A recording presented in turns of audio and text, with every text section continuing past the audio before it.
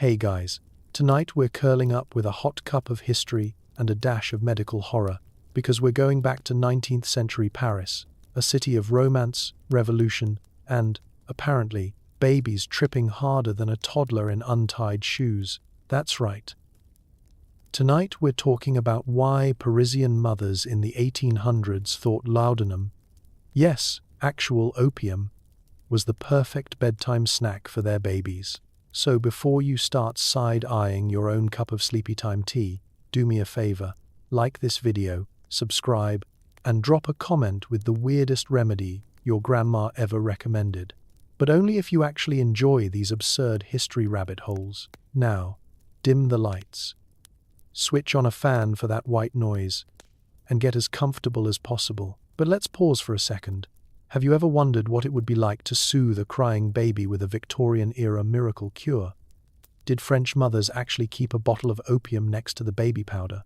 What did teething remedies involve? And why was everyone so convinced that infants were, at any moment, one cough away from disaster? Could you handle life in a tiny Parisian apartment where the neighbors were always judging your parenting, while they also drugged their kids? How did anyone survive long enough to invent baguettes? Congratulations!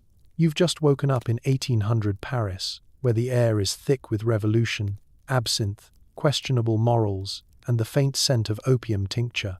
Your baby's crying, your landlady's eavesdropping, and the pharmacy is open late for all your family needs. Good luck. Step into your drafty Parisian apartment with peeling wallpaper, a suspiciously wobbly crib, and a crying baby whose lungs have the stamina of an Olympic athlete. There's no white noise machine, but you do have something stronger, a bottle of laudanum tucked in the bread drawer. Welcome to parenting, 1800s style. It's 2 in the morning, and your eyelids feel like lead curtains. The baby's been screaming for what might be several hours, or perhaps you just lost your sense of time somewhere between the 3rd and 4th round of Hush, Little Bébé. The neighbor on the other side of the paper-thin wall is knocking again, probably with a broom handle and a prayer for silence, while the landlady downstairs is plotting your eviction in a cloud of cheap perfume and self-righteousness. You'd give anything for a pacifier, a lullaby, or a reasonably soundproof door, but all you have is a shaky wooden chair, last week's bread crust, and that infamous bottle labeled Laudanum for all family ailments, big or small. Let's be honest, Paris in the 1800s is not the city of light, it's the city of why is my baby's crib next to a cold draft and the suspicious odor of boiled cabbage? Hygiene is an aspiration, not a reality. Your water comes from a street pump with 3 settings, tepid, rusty, and may contain tadpoles. The family doctor, when he visits, smells like pipe smoke, gin, and, if you're lucky, a faint whiff of knowledge. But more often, his recommendations sound less like science and more like a desperate improvisation. Madame, if le petit keeps crying, try a little of this miracle tincture. Just a few drops. He'll sleep like an angel, maybe longer. And so, with trembling hands and the growing desperation of a parent who hasn't slept since last harvest, you pour a careful spoonful into the baby's milk. The bottle glints in the lamplight, deep brown, oddly elegant, with instructions written in florid script that basically say, "Don't worry about it." The first time you tried it, you expected a miracle. The baby's wailing faded, replaced by the blissful silence of a child who's just discovered the warm embrace of a chemical nap. It felt like cheating, like skipping the hard level of a game everyone else pretends to play fairly. The truth is, you're not alone. All across Paris, mothers just like you are whispering secrets in market lines, passing around laudanum recipes and tips, like other people swap soup instructions. How much is too much? Someone asks, their eyes red-rimmed. Just enough to make them sleep, not enough to make the doctor suspicious, someone else replies. It's a balancing act performed with the weary resignation of a generation who believes their babies are born into a world of drafts, diseases, and the constant threat of teething. Even the so-called experts, the men in lab coats, or, let's be honest, whatever coat they managed to borrow that morning, are in on it. Parisian physicians prescribe laudanum for everything from coughs to colic, fever to nervous disposition. which in 1800s terms is code for when your child makes noise. No one questions the logic because, in an era where the cure for a cough can also be the cause of your neighbor's quiet envy, who wants to rock the boat, outside, the city hums with life, carriages rattling over cobblestones, street vendors hawking stale croissants, and the ever-present swirl of gossip. But inside your apartment, time stands still. You cradle your drowsy baby, and for one fragile moment, all is peaceful. Never mind that the peace comes with a receipt from the chemist and a growing sense of historical regret. Somewhere in the hallway, you hear another baby start to cry. You wonder if that mother, too, is eyeing her bottle and weighing the odds. In this city of poets and painters, the real artists are the parents, painting their children's dreams in shades of opium and hope just to get through the night. And as you finally close your eyes, you promise yourself, tomorrow, no more laudanum. But tonight, just this once, you'll settle for silence. Sleep deprivation isn't new. Your infant's nightly operatic wails echo down the tenement while you clutch your hair and wonder if they're possessed. The neighbors bang on the wall. Was it colic, teething, ghosts, or just existential dread? Who knows? But Parisian moms had a solution. Pour a little nightcap from the bottle with a skull on the label. The clock on the mantel hasn't moved in hours, possibly because it's broken, possibly because you're hallucinating from lack of sleep. In your cramped Parisian apartment, the nighttime routine has become a full-contact sport. You bounce, you rock, you shush. The baby's voice rises above the distant clatter of carriage wheels and street hawkers peddling dubious cheese. Down the corridor, you hear another mother mutter prayers, or maybe curses, over the din.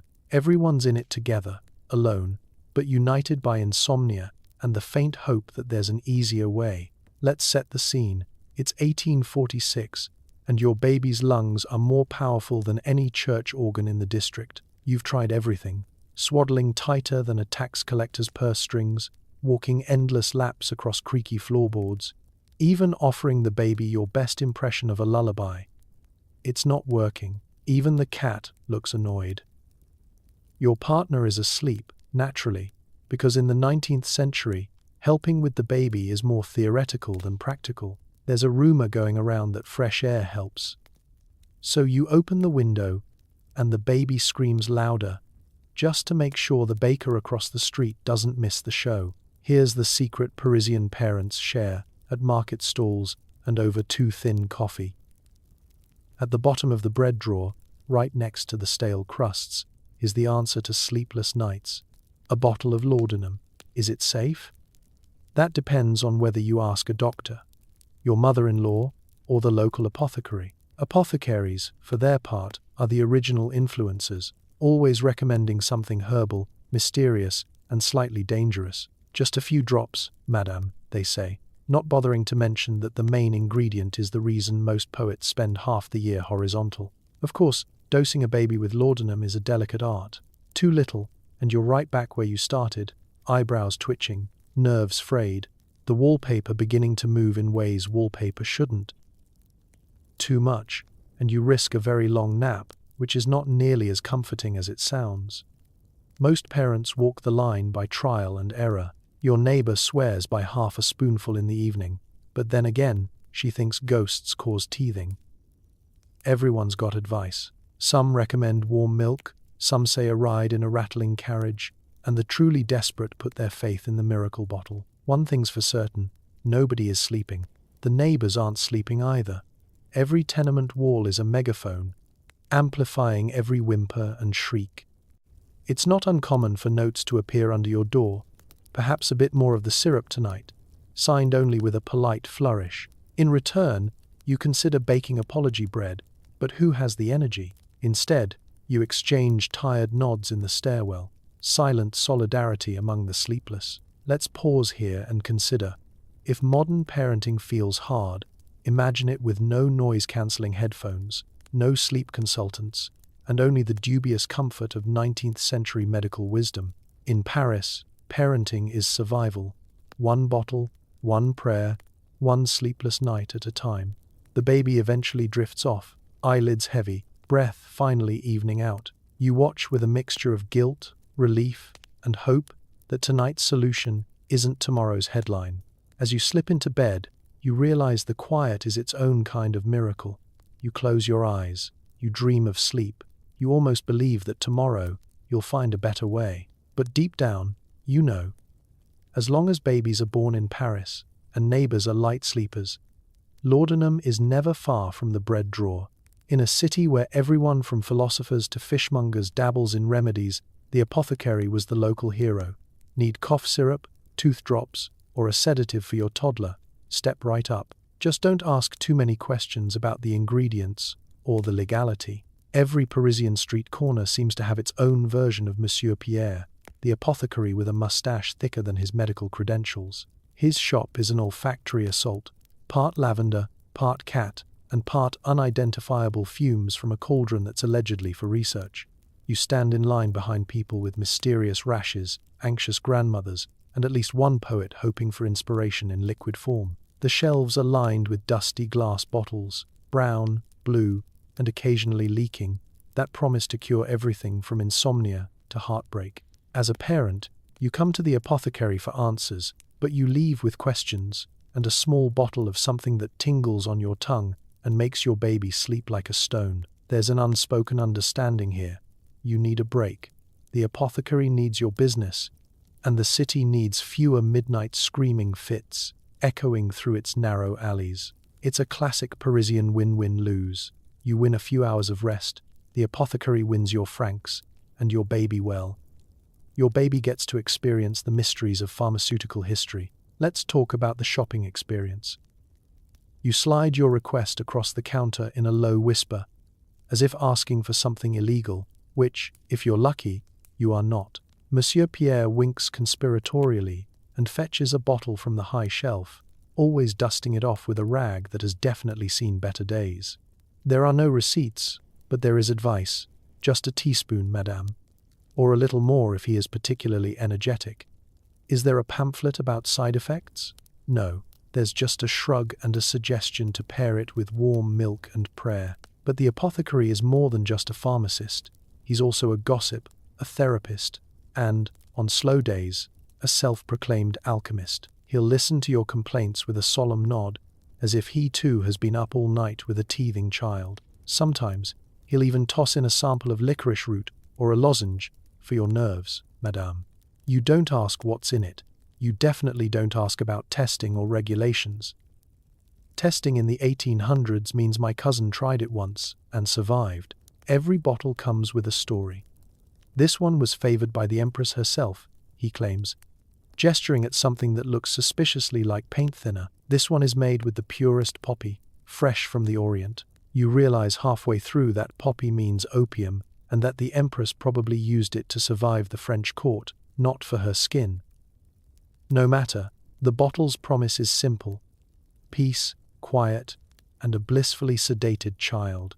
Of course, there are alternatives: herbal teas, camphor ointments, maybe a tincture made of boiled turnips if you're feeling adventurous or exceptionally unlucky. But when desperation calls, you reach for the laudanum. The apothecary knows it, you know it, and even the cat perched on the counter seems to judge you a little less for it after the second visit. The real magic of the apothecary isn't in the bottles, though. It's in the ritual, the reassurance that someone, somewhere, has a solution to your problems, no matter how questionable. He's a best frenemy, the one who gives you hope and a headache, often in the same bottle. So you tuck the laudanum into your coat, promise yourself you'll use it sparingly, and step back onto the Parisian street, a little lighter, a little more anxious, and, maybe, just a little closer to sleep. The main ingredient in laudanum: good old-fashioned opium, blended with alcohol, and topped with a hint of don't ask. It was marketed as safe, effective, and absolutely not addictive, which in historical terms means a terrible idea. You hold the little bottle up to the candlelight and squint at the label. It promises everything: peaceful sleep, quiet digestion, less fussing, and a baby who might just skip the tantrums and go straight to writing poetry. Underneath the fancy lettering and flowery language, the real ingredient list is hidden, sometimes literally, under a sticker or simply not mentioned at all. No one back then seemed to worry about what tincture of opium actually meant. Maybe because, by the time you had a colicky baby and a half-dozen neighbors plotting your social destruction, you just stopped asking questions. Let's break it down. Opium is the sap collected from poppy pods, dried into a sticky brown tar, and then dissolved in alcohol until it becomes the original multi-tool of 19th century medicine. Laudanum wasn't picky about its percentages either. Some bottles were almost pure ethanol with a dash of opium, while others seemed to have more opium than actual liquid. The result, a concoction that could knock out your baby, your husband, and possibly your landlord if he wandered too close to the fumes.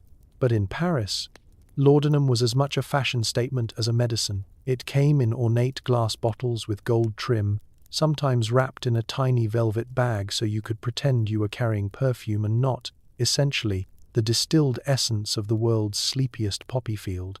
Pharmacies prided themselves on their proprietary blends. Did you want the extra gentle mix for infants? That's only 5% less likely to send your child into a nap that qualifies as medically concerning. Feeling brave?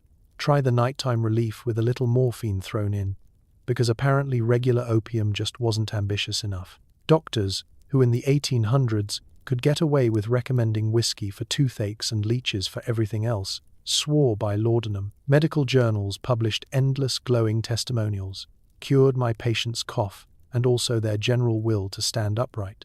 Warnings were few and far between. The closest thing to a side effect mentioned was mild drowsiness. Sure, occasionally someone noted a case of unusual lethargy, which, if you're a modern parent, reads more like my child became a throw pillow for 12 hours. But who cared? In the contest between a wailing baby and Victorian science, the baby never stood a chance. And let's not forget the alcohol. Laudanum was roughly as strong as cheap vodka and tasted like bitterness mixed with regret. Some bottles were so potent you could use them to disinfect wounds, remove wallpaper, and, in a pinch, liven up a particularly dull dinner party. Children weren't the only ones taking it. Adults took laudanum for everything from heartbreak to hangnails. Artists and poets? They practically ran on the stuff, stopping only long enough to write moody love letters and confuse their publishers. If you asked what was really in the bottle, you got a range of answers. Some claimed there were secret herbs to soothe the stomach. Others insisted it was blessed by monks, which, given the state of monastic brewing, probably meant it came with a side of yeast and spiritual uncertainty. No one mentioned dependency, withdrawals, or the fact that safe and non-addictive in 19th century advertising, translated roughly to will absolutely upend your life if you stop taking it suddenly. But the real secret wasn't what was in the bottle, it was why everyone pretended it was normal. Parisian society simply nodded along, dosing their babies, their nerves, and their existential dread with the same little bottle of silent magic. It was a ritual, a crutch, and a communal agreement not to ask too many questions. After all, the only thing scarier than a crying baby was the prospect of facing parenthood without chemical assistance. So, the next time you see an old-fashioned medicine bottle at a flea market, remember, behind the delicate label and the reassuring promises was a tiny, portable poppy field ready to deliver sleep, silence, and just a little bit of historical disaster, one drop at a time. In the 1800s, advice columns were full of gems like, "A few drops will soothe even the most restless infant," no mention of side effects, except perhaps occasional, harmless drowsiness or, the Victorian equivalent of a K-hole. Step into the world of 19th century Parisian parenting, where every problem, big or small, tooth or tantrum, had a liquid solution. The morning's advice column arrives folded into the daily newspaper, delivered by a scowling newsboy who's already seen too much. You flick to the family remedies section, hoping for guidance, and find the latest tip. For night terrors, add laudanum to warm milk and recite the rosary. Works wonders, because nothing says modern science like chasing opium with a Hail Mary and a shot of dairy. Mothers huddled at the market, swapping notes the way modern parents trade Instagram hacks. The difference? These hacks were heavily reliant on chemical assistance. "How did you get little Louis to sleep last night?" one mother whispers. I used 2 drops, not 1. He didn't even twitch until sunrise. It's less about parental instinct and more about proper dosing, like baking, but with higher stakes and more existential dread. For the cost of a few centimes, you could buy peace and quiet, and if you listened to the parenting columns, you'd believe it was the responsible, loving, and, above all, fashionable thing to do. Advice columns were the influencers of their age. Today's TikTok mom might recommend weighted sleep sacks and noise machines. The 1800s Parisian advice writer championed tinctures to promote serenity, coded language for, "It's fine, the baby won't even remember this." The best part? Each tip was signed off with a flourish: Madame Prudence, Le Petit Guide de la Famille, or the mysterious Monsieur Bien-être, who was probably a pharmacist by day and a poetry enthusiast by night. The recommendations were endless. Add laudanum to warm water for a cough. Mix it with sugar syrup for teething. Blend it into broth if the child seems fretful. One column suggested painting laudanum directly onto sore gums, possibly the most Victorian solution to a problem since put a bonnet on it and hope for the best. Side effects? If pressed, the columnist might admit to transient torpor or gentle constitutional pauses, which is code for your baby might sleep so deeply you'll check their breathing with a mirror. It wasn't just print media. Elders chimed in at every opportunity. Grandmothers were the gatekeepers of home remedies. In my day, we used 3 drops, and look at me, still here. Never mind the persistent eye twitch and fondness for staring at wallpaper.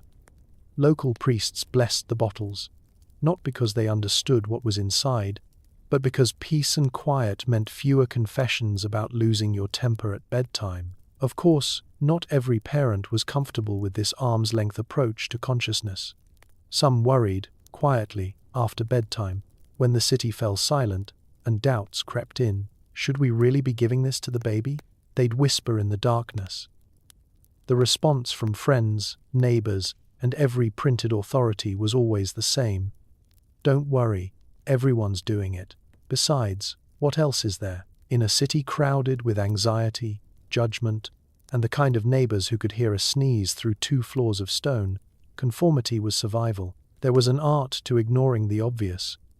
Advice columns never mentioned what happened when a child grew so accustomed to their nightly draught that sleep without it became unthinkable, or when the bottle ran out and the household turned into a howling wilderness. Denial was easier. Blame teething, blame the air, blame the phases of the moon, blame anything but the liquid at the heart of the family routine. By the end of the century, new columns began to hint that maybe, just maybe, laudanum was not the magical cure-all everyone wanted it to be. But for most Parisian parents, the solution was simple. If the advice columns said it was safe, who were they to question? After all, this was parenting in the city of light, where good advice was always easy to find, and the consequences were always someone else's problem. And so, you folded the paper, gave the bottle a gentle shake, and reminded yourself, at least you're not alone. The rest of Paris is wide awake, reading the same advice, chasing the same elusive promise of rest, 1 drop at a time. Forget modern teething rings. In Paris, you could buy soothing syrups specifically for babies cutting their first teeth. Syrups laced with enough narcotics to drop a small horse. A little on the gums, a little in the milk, and voila, no more crying. Also, no more coherent baby. Teething in 1800s Paris is not a milestone, it's a full-blown domestic crisis. Picture your tiny apartment. Faded floral wallpaper, floorboards that creak with the slightest step, and a soundtrack of relentless, high-pitched wailing. Your baby's face is an angry tomato, fists clenching the air as if challenging God himself to end the suffering. Sleep? Not tonight. Not for anyone in the building. You pace the room like a general plotting siege warfare, eyeing the laudanum bottle as both your last hope and your darkest shame. The city's mothers swap horror stories at the market stalls, their own teeth on edge.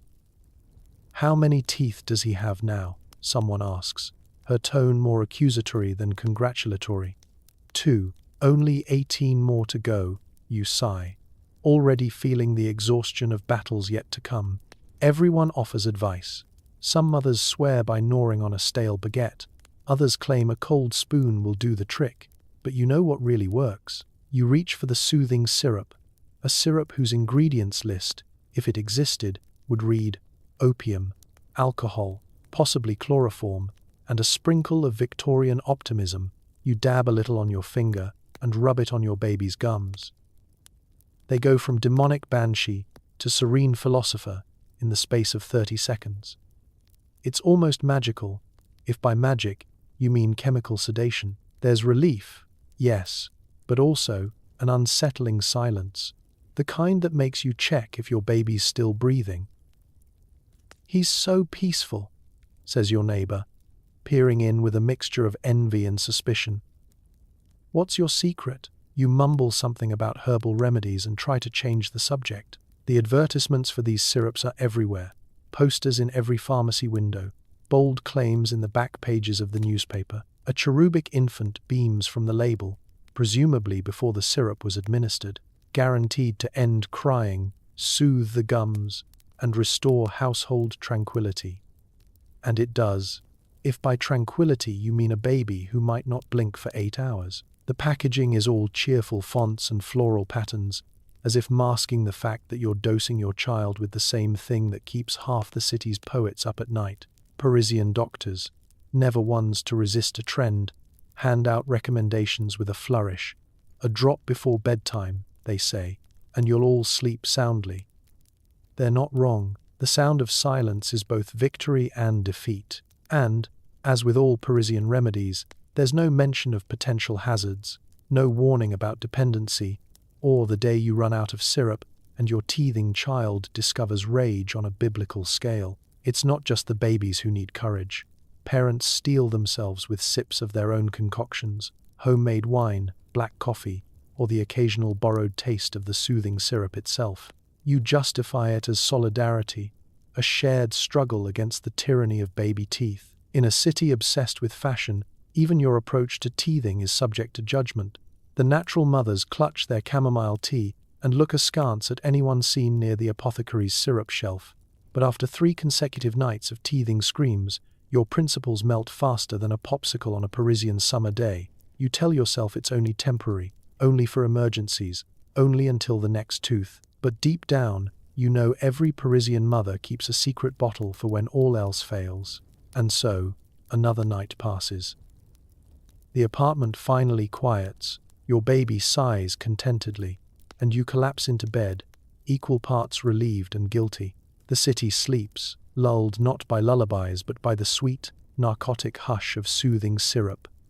A miracle, a menace, and the unofficial rite of passage for parents everywhere, one tooth at a time. Picture it. You're rocking your baby, desperate for peace. Aunt Bernadette recommends just a dash of the family tincture. Next thing you know, your child is asleep, your nerves are intact, and you can almost hear the judgmental whispers from the wallpaper. Welcome to the Parisian nursery, circa 1850, where desperation, exhaustion, and centuries of questionable wisdom swirl together like the evening fog on the Seine. Your arms ache from swaying a baby whose only language is screaming. Your hair is escaping its pins, your dressing gown smells like sour milk, and you haven't had a moment alone since the last revolution. Every surface is cluttered with pacifiers, all lost, handkerchiefs, all damp, and the ever-present bottle of laudanum, a glass relic glinting with both promise and peril. This is not a world with lullabies, pacifier wipes, or pediatric hotlines. No, this is a world where Aunt Bernadette's word is gospel. She arrives in a flurry of scarves and unsolicited opinions, peering into the cradle with expert skepticism. What this baby needs, she declares, is a little help. She produces a tiny dropper, her hands steady from decades of parenting, or, more likely, self-medicating. A dash, dear. Not too much, not unless you want a nap yourself. You hesitate, but the baby's cries have climbed into an octave reserved for dying kettle whistles. You pour a modest drop into the milk, give it a swirl, and pray for forgiveness. The result is immediate and dramatic. Your child drifts off to sleep with a sigh that could soften the hardest heart. For the first time in days, the apartment is quiet enough to hear the wind rattle the windows. You sit, cup of tea trembling in your hand, and feel relief. Pure, guilt-ridden, wonderful relief. And yet, tranquility comes with a price. The ever-watchful eyes of Parisian society. The wallpaper, ancient and peeling, seems to lean in and whisper, "Did you really just do that?" You imagine the neighbors trading stories below your window. "Madame so-and-so uses laudanum, you know. The baby never cries, not once." Some mothers nod approvingly, others make the sign of the cross. Everyone, it seems, has an opinion. And in Paris, opinions are a local currency, spent lavishly and with zero discretion. It's not just Aunt Bernadette. Every woman in your family has a laudanum tale. Your mother swears she used it only for emergencies, which, upon closer inspection, included teething, colic, rainy days, and Sundays. Grandmère used to say, "Laudanum built this family." Even the doctor, on his monthly rounds, winks as he scribbles a refill for your nervous condition, careful not to mention the actual contents of the prescription. No one talks about dosage. No one mentions dependency. It's just how things are done. Sometimes you wonder if the whole city is sleepwalking through a gentle laudanum haze. The chemist sells more family tincture than bread. Poets pen odes to its calming virtues. Housewives compare brands like connoisseurs at a wine tasting. This one has a floral note. This one's a bit too strong for infants, but perfect for an unruly husband. The apothecary never judges. He just raises his eyebrows and asks, "Another bottle, madame?" Of course, in quieter moments, the doubts creep in. Should you feel guilty? Is it really so bad to want an hour of peace? A night without screaming? A tiny vacation from the front lines of motherhood? Modernity hasn't arrived yet to deliver judgment in pamphlet form, so you take your comfort where you can. And, if you're honest, so does everyone else. As you tiptoe through the nursery, breathing in the sweet, narcotic calm, you tell yourself it's temporary, just for tonight, just until the next tooth, the next fever, the next storm of tears. After all, isn't every parent in Paris just trying to survive? The city outside hums, your baby sleeps, and you, just for a moment, remember what peace feels like. Doctors in the 1800s swore by laudanum, not just for babies, but for everything: coughs, fever, nerves, probably existential ennui. Actual medical knowledge? Optional. Side effects? Not their problem. Let's set the scene. You're perched on a rickety chair, clutching your feverish, red-faced baby, desperately awaiting the arrival of Dr. Armand, who is, by most modern standards, about as medically rigorous as a cheese vendor in a lab coat. He breezes in, trailing the scents of tobacco and last night's absinthe, and launches into a diagnosis with all the confidence of a man who's never doubted the healing power of a good moustache. His verdict? "Madame, your child is suffering from excessive vitality. Easily solved." Out comes the little black bag, out comes the vial of laudanum, and out goes your last shred of hope that someone will ever invent pediatric guidelines. In this golden age of just wing it, medical advice is mostly anecdotal and passed down like family recipes. A pinch of skepticism, a dash of superstition, and a whole lot of, "well, it worked on the neighbor's kid." Doctors recommended laudanum for babies with teething pain, fevers, fussiness, or simply for being too awake. If you asked about side effects, you got a reassuring pat on the hand and the universal physician's shrug. "Mais non, madame, it is perfectly safe unless you use too much, of course, or too little. But you will know, of course, the science behind these recommendations was more performance art than research. The average Parisian physician's understanding of child development could be summed up as babies cry, and that's annoying. The solution was to quiet them, preferably with the fastest-acting chemical in the cabinet. Any lingering doubts about opium's suitability for infants were soothed by a dazzling array of testimonials, advertisements, and the fact that no one had invented malpractice insurance yet. The best part? No one really knew how laudanum worked. Was it numbing the pain? Shutting down the vocal cords? Sending babies into a tiny, opium-induced existential crisis? The answer was all of the above, but Parisian science at the time simply called it effective. Medical journals of the day, if you can call them that, were filled with case studies that read like surreal bedtime stories. Upon administration of laudanum, patients ceased crying and appeared restful for 6 to 8 hours. Mother delighted, family at peace. The end. But there were rumors, even in the City of Light. Some parents whispered about children who became oddly listless, or about babies who would only sleep if they tasted a drop of the miracle medicine. Doctors brushed these concerns aside with the same nonchalance they reserved for hand-washing. After all, science marches forward. And if a few generations of infants develop a taste for opium along the way, well, that's progress. If you had the audacity to seek a second opinion, you'd likely get the same advice in a slightly different accent. The German doctor down the street swore by laudanum drops in milk, while the Englishman imported soothing syrups that were just laudanum with a fancier label and maybe a splash of brandy. Nobody, it seems, was immune to the promise of instant calm.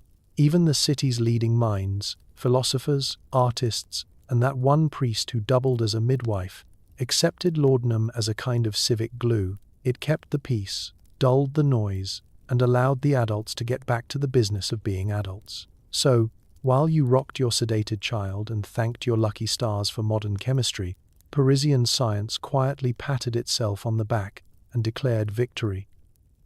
"Look how peaceful the city is tonight," they'd say, as if sleep by opium was the same as sleep by lullaby.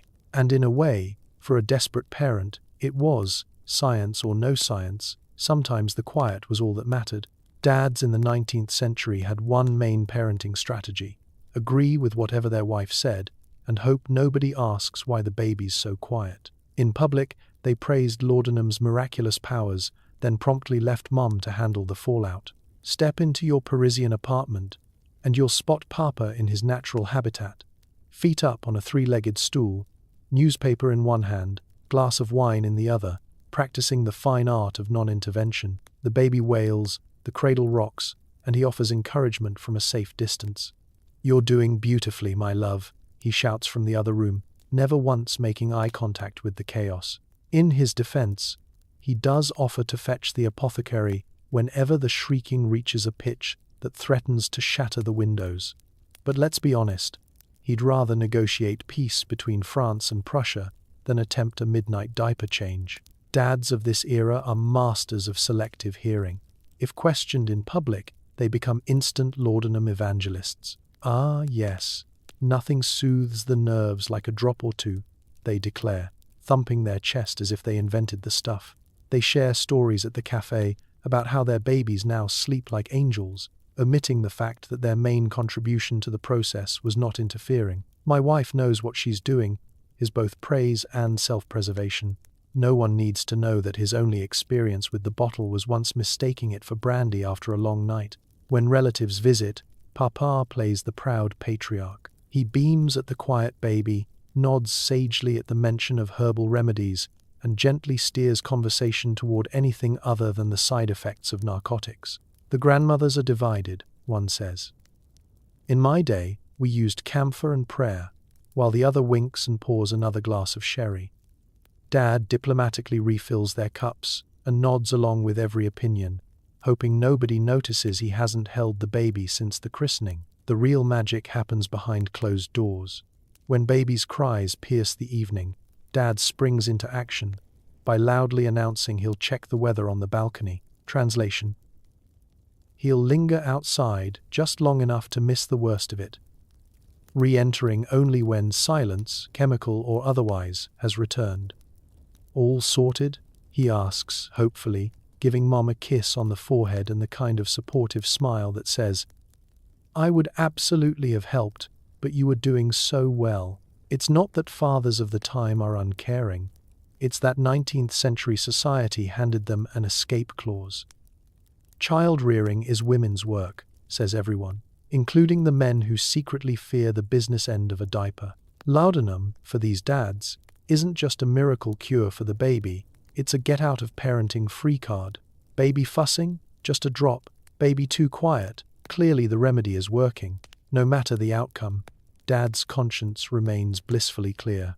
Occasionally, Dad does try to help. He offers advice he read in the paper, which usually involves feeding the baby more bread or letting him cry it out.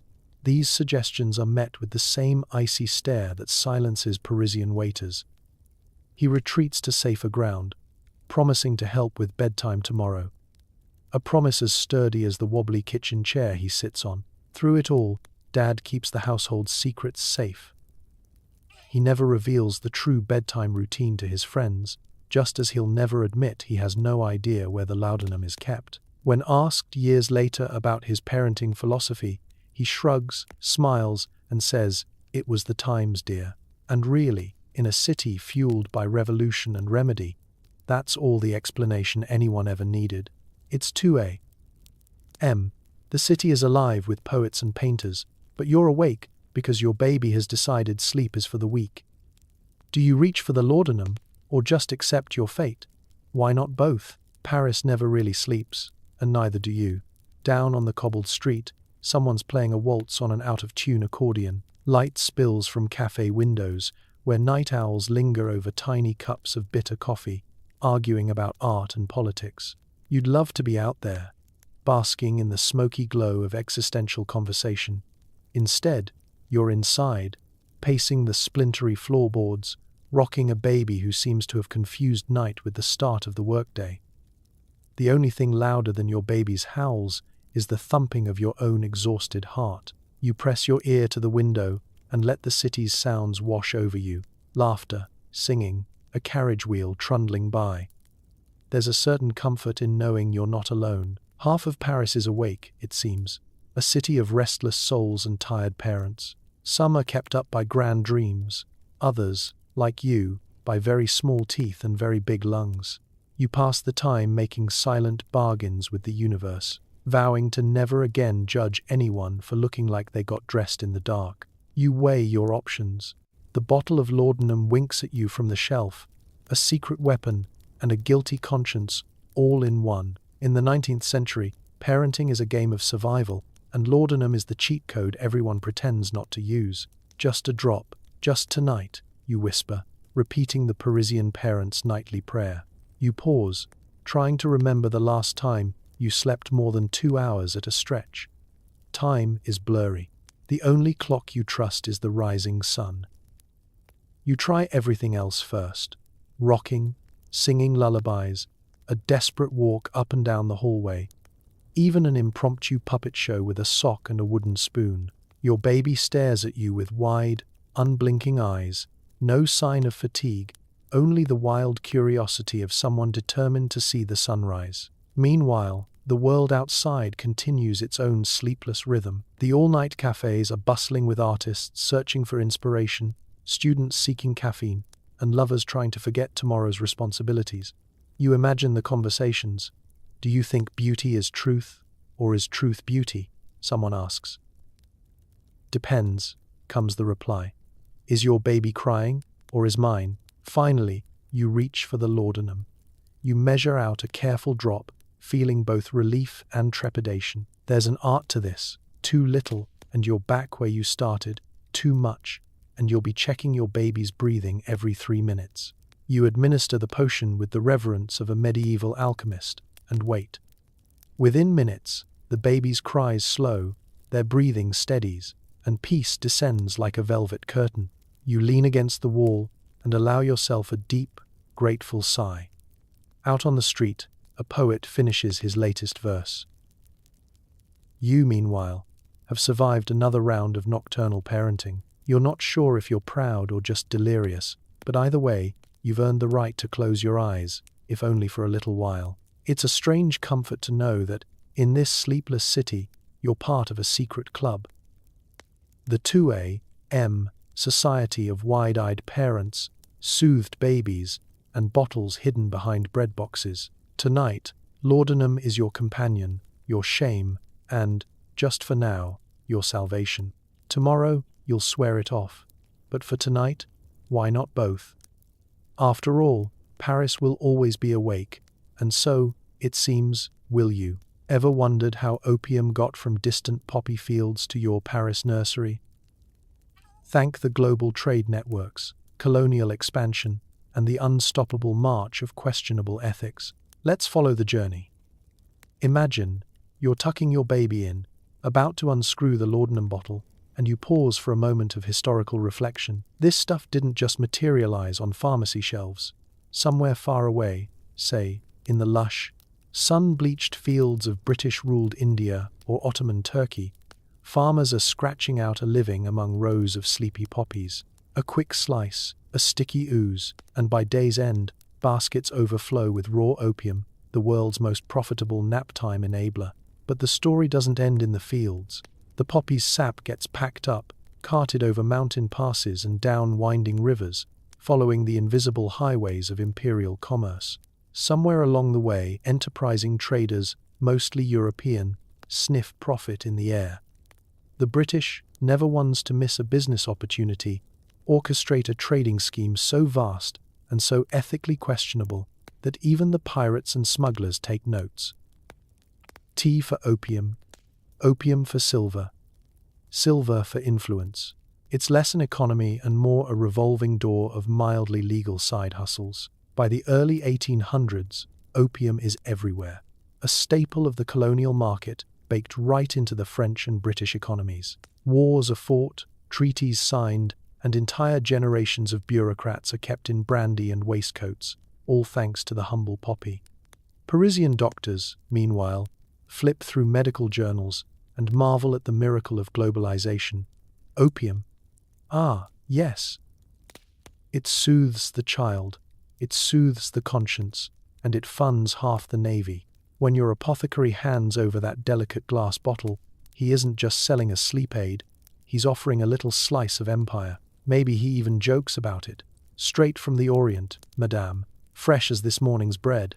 You both chuckle, pointedly ignoring that somewhere along the supply chain, a handful of colonial officials just bought themselves new estates. The packaging doesn't mention the poppy's long, winding road, or the men in pith helmets making deals over tea.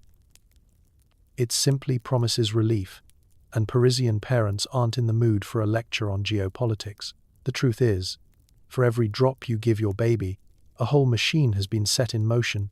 Empires at war, ships heavy with crates, customs agents looking the other way, and chemists in bow ties bottling up bedtime miracles. There are official trade routes, and then there are the unofficial ones. Cunning merchants, moonlit docks, bribes slipped quietly to the right bureaucrat. The lines between medicine, luxury, and vice are blurry at best. For every honest merchant, there's a smuggler in the shadows, sneaking a few extra kilos past sleepy guards. Even the Parisian press gets in on the action, with advertisements for Oriental soothing syrup and stories about the exotic, mystical East. It's all part of the brand, a whiff of adventure, a pinch of moral ambiguity, and a whole lot of denial. Nobody talks about the addiction, or the violence, or the misery left behind in the poppy fields.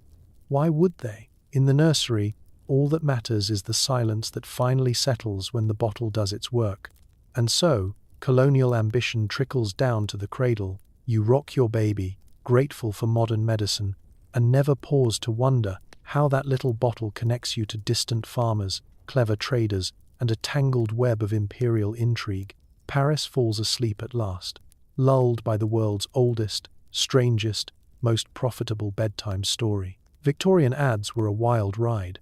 Babies beaming with health and mild narcotic stupor, mothers with perfect hair, all promising that Dr. Lenoir's soothing syrup will save your sanity. Side effects in tiny print, if at all. It's the golden age of marketing, when science and salesmanship lock arms and go tap dancing through the boulevards of Paris. Flip open any 19th century newspaper, and you'll find a menagerie of illustrated miracles. There's the radiant mother, hair in an updo that defies the laws of physics, cradling a baby who looks suspiciously peaceful. A single spoonful, and your child will rest through the night, shouts the ad, in fonts so bold they seem almost embarrassed by the truth. The baby, meanwhile, is smiling in a way no sober infant ever has, pupils suspiciously pinprick. The marketing teams, if you can call a handful of enthusiastic quacks with printing presses a team, knew their audience. Parenting is tough. The temptation to trade a few francs for the promise of silence and composure? Irresistible. The ads prey on every insecurity. Are you a bad mother because your child wails? Of course not. You're a bad mother if you don't use Dr. Lenoir's soothing syrup. According to the testimonials, you're basically depriving your baby of Parisian sophistication by letting them cry in the first place. Each remedy boasts a name carefully designed to sound both scientific and vaguely aristocratic. Madame Foucault's tranquility elixir, Professor Dubois' pediatric potion, or the ever-popular soothing drops of the Orient, a blend of marketing genius and cultural appropriation. The ingredients are listed as herbs, tinctures, and a secret imported from distant lands. The secret, of course, is opium, sometimes morphine, if you're lucky enough to pay extra for the premium blend. Side effects are listed, if at all, in microscopic text at the bottom of the ad. May cause drowsiness, gentle dreams, or, on rare occasions, profound slumber. Some pamphlets add for external use only, as if anyone in Paris would rub laudanum on their child's forehead and hope for the best. There's a sort of magical thinking in every slogan. Favored by royalty, trusted by generations, endorsed by every physician in France. At least every physician who hasn't yet been banned from practicing. Window displays at apothecaries show rows of beautifully labeled bottles, sunbeams glinting off the glass. An artist is hired to paint healthy, plump babies. Never mind that most real Parisian infants look more like tiny revolutionaries than cherubs. There's always a note about natural ingredients, as if the poppy field behind the apothecary was just another part of Mother Nature's grand plan. If a parent hesitates, the shopkeeper is quick to point out that Madame Lafayette herself used this for her children.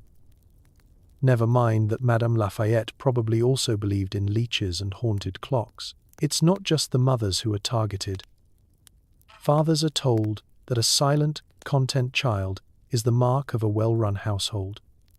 The more laudanum you buy, the better a provider you must be. Even the local priest gets a cut of the marketing.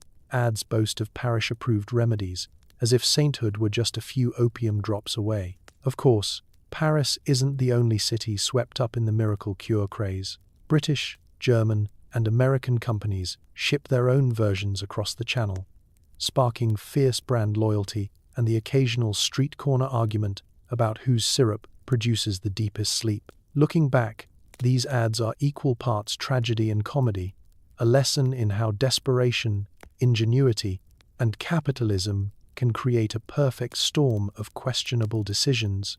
But in 1800s Paris, nobody's laughing. Not when sleep is at stake, and certainly not when there's a new miracle on every page, promising peace in a bottle and just enough hope to ignore the fine print. So next time you scroll past a modern ad promising a natural remedy, remember the wild-eyed babies and impossible promises of Victorian Paris. Because if history teaches us anything, it's that a clever slogan and a well-timed miracle can sell just about anything. Constipation, vomiting, and occasionally not waking up for a while, all chalked up to the natural humors. If you complained, you'd be told you were overreacting. You start to notice things. Little things, at first. Your baby sleeps a lot. Not the cozy, drooly, twitchy sleep you were promised, but the kind of sleep that feels committed, deep, serious.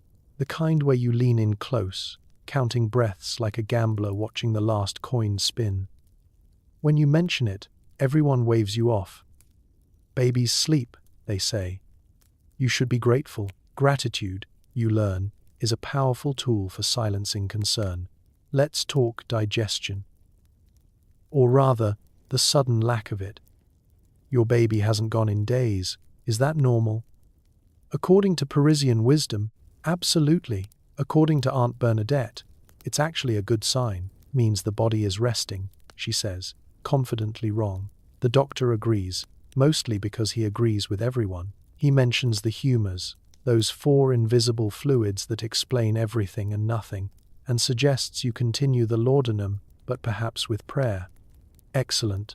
Medicine and vibes. Vomiting? Also normal. Babies spit up, they tell you. This is just more expressive. Projectile? Even. When you point out that it smells suspiciously like the tincture, the response is immediate and dismissive. Babies are dramatic, says the neighbor, who hasn't slept since 1839. You worry too much. You begin to suspect that worrying too much is the only form of parenting not yet regulated by society. And then there's the big one, the scary one, the silence that lasts too long, the nap that stretches into an afternoon, then evening, then a stretch of time where the room feels heavier. You hover, you touch your baby's chest, still rising, slowly, very slowly, you exhale. This happens more than once. You do not mention it again, because the one time you did, the response was swift and unanimous. Stop being hysterical. Babies, apparently, are famous for this. In 19th century Paris, side effects are just personality traits waiting to bloom. Lethargy, a calm disposition, pale skin, delicate constitution. A baby who barely cries, barely moves, barely reacts to anything at all? A blessing, a miracle. You're so lucky, people say, peering into the crib at a child who looks like they've just finished a 12-hour transatlantic voyage in steerage. Doctors are particularly unhelpful here. You try explaining your concerns, choosing your words carefully so as not to sound like a woman with thoughts. The doctor listens, nods, and then explains that infants are unfinished creatures, prone to all sorts of strange behaviors, most of which resolve themselves or become someone else's problem later. He suggests reducing the dose, or increasing it. He isn't clear. Either way, he charges you. Let's pause and appreciate the logic of the era. If a symptom appears after laudanum, it is not because of laudanum. That would be absurd. Laudanum is medicine. Medicine helps. Therefore, any symptom must be coincidence, bad air, evil spirits, or your own imagination. This logic is airtight, especially when repeated by everyone you know. Other mothers swap stories in hushed tones. One mentions her baby won't wake without shaking. Another admits hers cries inconsolably when the bottle runs out. These are not framed as warnings. They are framed as quirks. Children are strange, someone says, and the conversation moves on to bread prices. And so you learn to reinterpret everything. Fear becomes vigilance. Doubt becomes instinct. Side effects become phases. You tell yourself, this is normal, because everyone else does. Because the city hums on. Because the baby sleeps. Because the alternative, admitting that the miracle has teeth, is too heavy to hold at 2 a.m. In the end, the most dangerous side effect isn't constipation or vomiting, or even the long, frightening naps. It's how quickly everyone learns to stop asking questions, how easy it is to accept silence as success. After all, in Paris, a quiet baby isn't a concern, it's a compliment. A silent, compliant baby was every Parisian mother's dream and every neighbor's expectation. If your child was loud, you were a bad parent. If they were quiet, you were a model of modern science, or maybe just a little too free with the bottle. In the 1800s, the Parisian nursery wasn't just a private haven, it was a stage, and your audience was the entire building. Thin walls, nosy neighbors, and landladies with hearing sharper than a tax collector's pencil.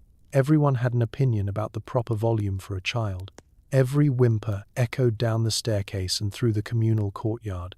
If your baby dared to express discomfort after 10 p.m., you could expect a knock on the wall, a note slipped under the door, or a not-so-subtle remark about the serenity of a well-raised infant. Quiet, not happiness, was the gold standard of Parisian parenting. That's where laudanum came in, a liquid shortcut to the coveted good baby status. Parisian mothers, already balancing the expectations of society, family, and a teething baby, quickly learned the power of a silent child. The real victory wasn't developmental milestones, it was earning the approving nod of Madame Fournier next door, who had, allegedly, raised 7 children without a single shriek. The secret to her success? She'd never say, but the empty bottles in her rubbish told a different story. It was a strange sort of arms race. Mothers swapped dosing tips in whispered tones at the market. A dash for naps, 2 for dinner parties, and if you're hosting your mother-in-law, maybe 3. The trick was not to overdo it. No one wanted a child who seemed too quiet. The perfect Parisian baby was silent, but just animated enough to pass inspection. A little movement, a well-timed giggle, but never a tantrum. Achieving this was an art form that bordered on Olympic sport. The real pressure came from the neighborhood's unofficial parenting police. The grandmothers, the aunties, the old man who sat by the window all day, judging every family who passed by. "Your little one is so peaceful," they'd say, with a look that suggested you'd either cracked the secret of the universe or given birth to a small, quiet ghost. You smiled back, never admitting the bottle tucked behind the bread box. No one talked about it directly. It was just another layer of Parisian social etiquette, like wearing the right hat to church or pretending you didn't notice the butcher watering down the wine. If your baby wasn't quiet, though, if they howled through the night or wailed at the dinner table, you faced a wave of passive-aggressive advice. "Have you tried chamomile tea?" someone would suggest, as if herbal infusions could drown out an existential baby crisis. Others recommended old wives' remedies, rubbing onions on the feet, chanting Latin backwards, or the universal favorite, "Maybe you should see the apothecary, just in case." The message was always the same: do whatever it takes, but make that baby quiet. Deep down, you knew there was something strange about the cult of the silent baby. It was a silence bought and paid for, not with gentle parenting or magical lullabies, but with the relentless logic of a society that valued compliance over comfort. In every hush that settled over the nursery, you could hear the echo of unasked questions. Was this really good parenting, or just the path of least resistance, paved in opium and social pressure?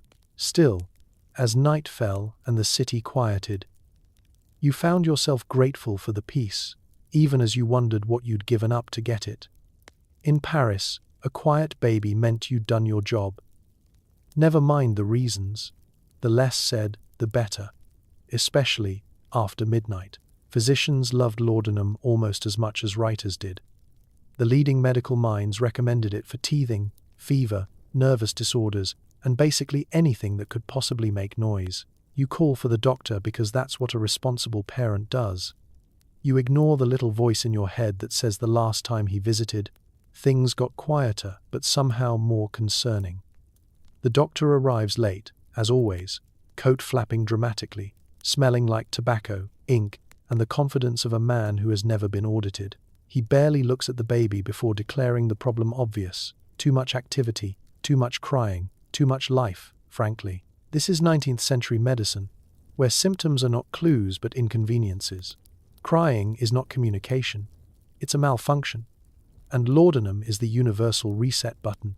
The doctor rummages through his bag and produces a vial with the casual ease of someone pulling out a pen. He explains, in reassuring tones, that opium calms the nerves, settles the humors, and restores balance. Balance, here, meaning silence. You try to ask a question, something mild, something like, "Is this safe?" The doctor chuckles, not unkindly, but in the way one chuckles at a child who's asked whether the sun might fall out of the sky. Of course it's safe. He's prescribed it hundreds of times, thousands even. Why? His own aunt takes it nightly, and she's only mildly confused about the year. Doctors of the era love laudanum because it works fast and asks nothing of them. No need to investigate, no need to observe, no need to stay longer than it takes to collect a fee.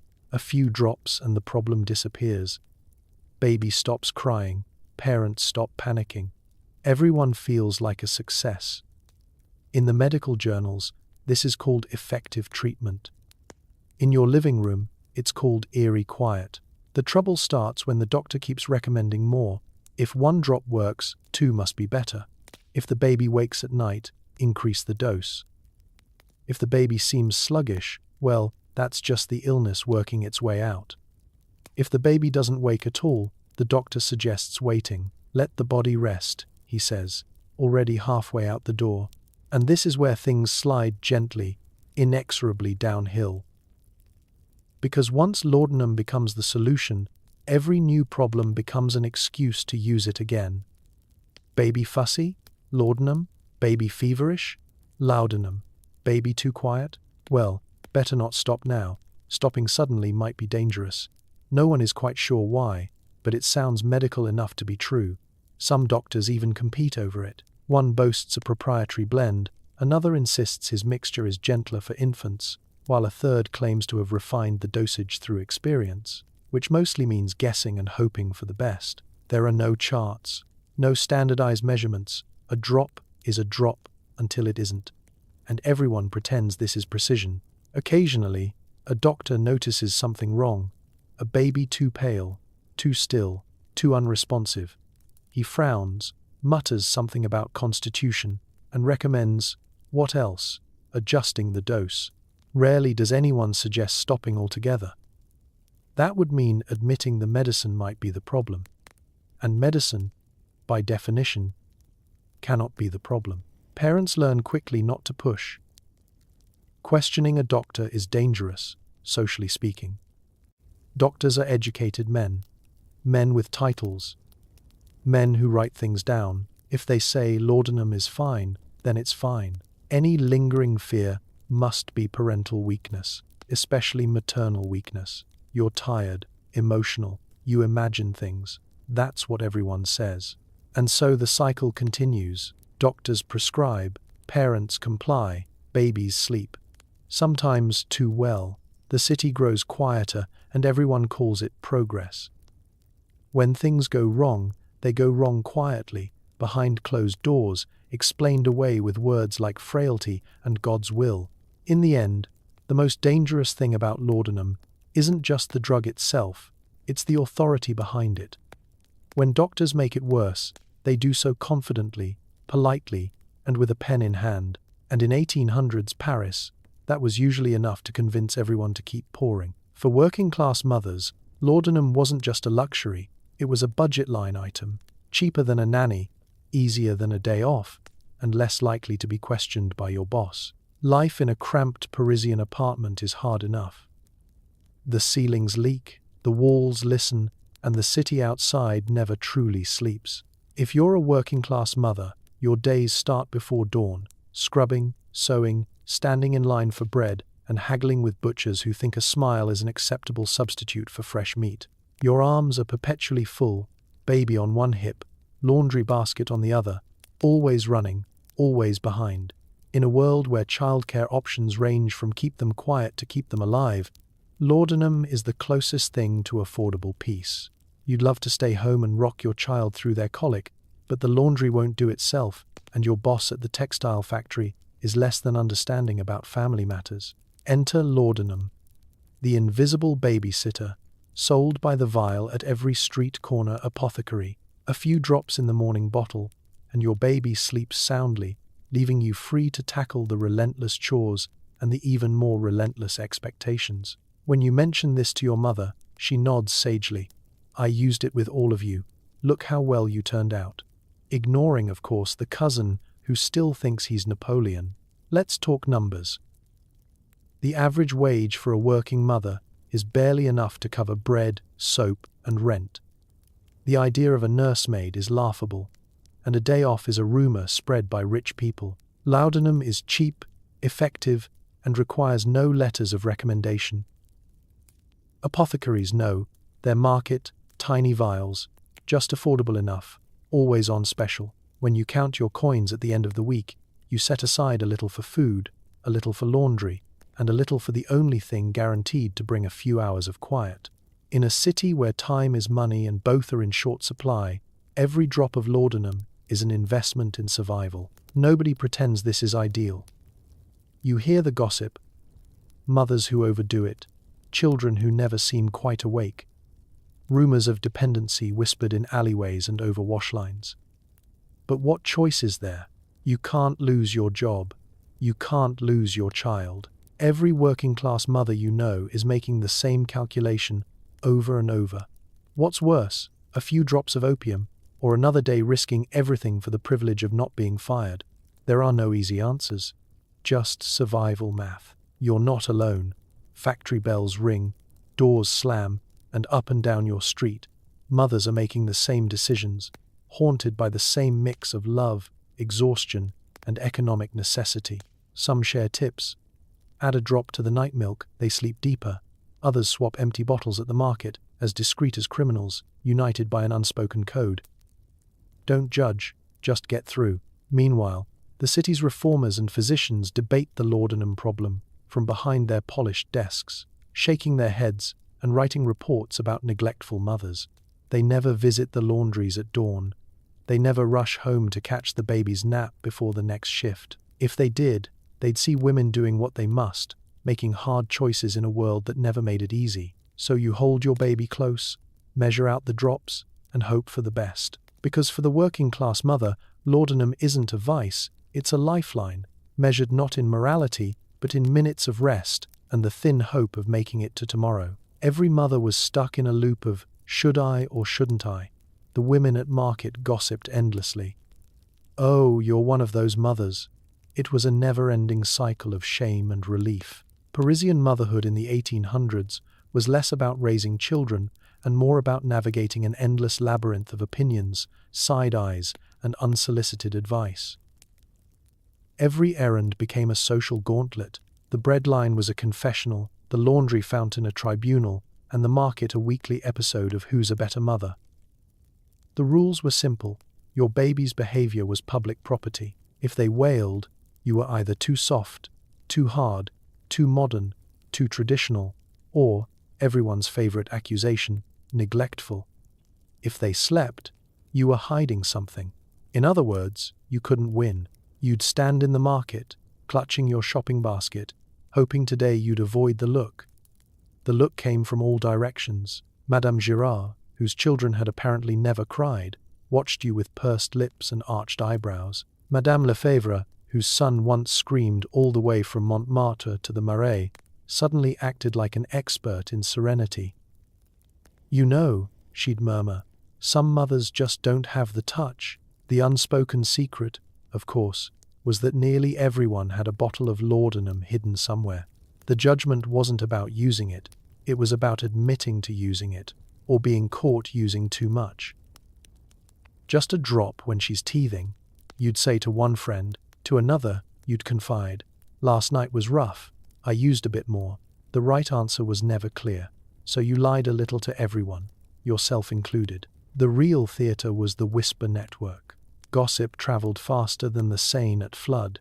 Did you hear Madame Roux's baby never cries? I saw her buy something at the apothecary. Marie's boy looks sleepy all the time. Too much syrup, if you ask me. There were always new rumours. A mother who used none and was a saint, a mother who used too much and was a cautionary tale, and a mother who claimed she used none but had the best rested children in Paris. Every mother performed a delicate dance of justification. One day, you were a defender of natural remedies, chamomile tea, and wishful thinking. The next, you were rationalizing a few extra drops. Better a quiet baby than a sick one. If you skipped the laudanum, you braced for another night of screams and the next day's gauntlet of neighborly advice. If you used it, you braced for guilt and the possibility that someone, your landlady, your aunt, your own conscience, would find out. Support was complicated. Sometimes a friend would confide in you, eyes darting to check for eavesdroppers. I use it too. Don't worry, we all do. Other times, that same friend would distance herself at the market, eager to signal her superiority to the gossiping masses. Mothers formed alliances and broke them in a heartbeat. Yesterday's confidant was today's judge. And yet, for all the whispers and judgment, there was solidarity in survival. Late at night, after the city finally quieted, you'd remember the knowing looks and whispered admissions. Everyone was just trying to get through. Everyone was scared, exhausted, and longing for a moment of peace, no matter how it was achieved. In Paris, shame and relief walked hand in hand. The cycle never stopped, but neither did the mothers. Day after day, they carried their babies, their baskets, and their secrets through streets lined with opinions. And as you closed your door behind you, clutching your sleeping child, You wondered if maybe, just maybe, judgment was just another way of hiding the truth that nobody really knew what they were doing. Laudanum wasn't just for sleep. It was doled out for colic, diarrhea, coughs, and any unexplained fussiness. If a baby was inconvenient, there was a potion for that. Picture it. Your baby is fussing. Not gently fussing, but full throttle, beet red, thrashing in the crib rebellion against the universe. You consult the era's parenting toolkit, a short and dubious list. No pacifiers, no pediatrician's hotline, and the only thing gentle about sleep training is the resignation in your own sigh. Fortunately, nestled among the linens and clinking spoons, you find the cure-all, laudanum. To modern ears, this sounds dramatic. But in 1800s Paris, it's just Tuesday. Baby has colic? A few drops in the milk. Diarrhea? Same. Mysterious rash? Don't bother the doctor, just reach for the little brown bottle. Persistent cough keeping the family up. Double the dose and watch the problem dissolve, quietly, if not exactly healthily. The bottle is a miracle, a menace, and as much a part of family life as bread and cheap wine. You aren't alone.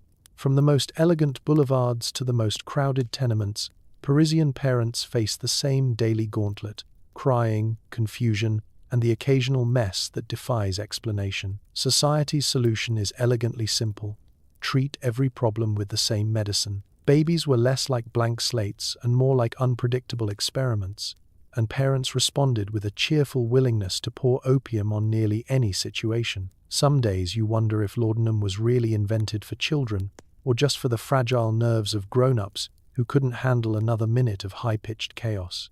The apothecary, ever the eager merchant, markets a blend for every malady: soothing syrup for teething and night terrors, digestive drops for infants, cough tincture, proven effective by every mother in Montparnasse.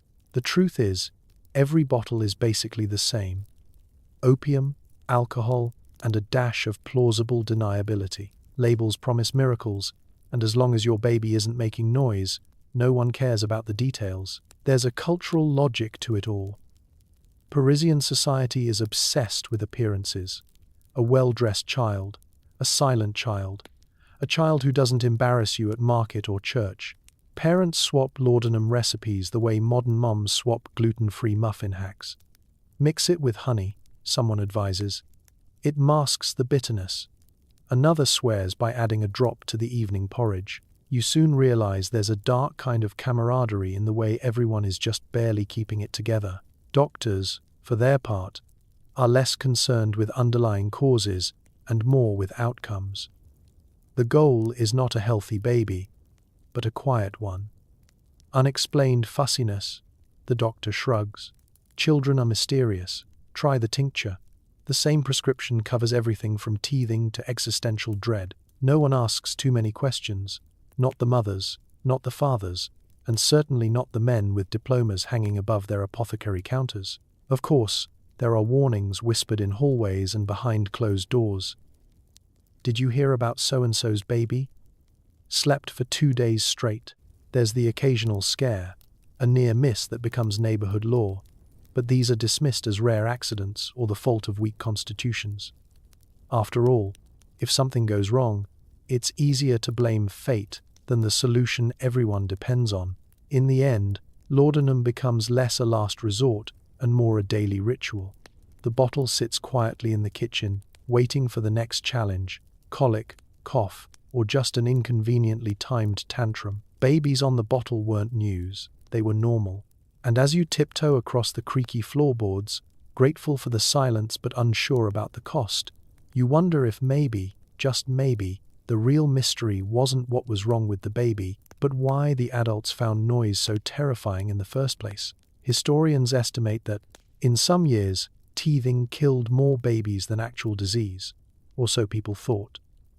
Turns out, teething was often a blanket explanation for everything, especially accidental laudanum overdoses. Paris, 1800s. Welcome to the era when a baby's gums could strike more fear than a Parisian winter. In a city teeming with doctors, midwives, and aunts with strong opinions, everyone agreed on one thing: teething was dangerous. Baby feverish, teething. Rash, teething. Sudden inability to blink for more than 5 minutes, definitely teething. No matter what calamity befell the nursery, the answer was always the same: blame the teeth. No one knew how teeth actually worked.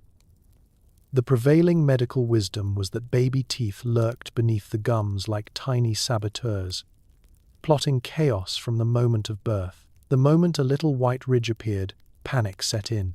Mothers called for the doctor, the priest, and sometimes the grocer, because you never knew who might have a new remedy. And the most popular remedy of all?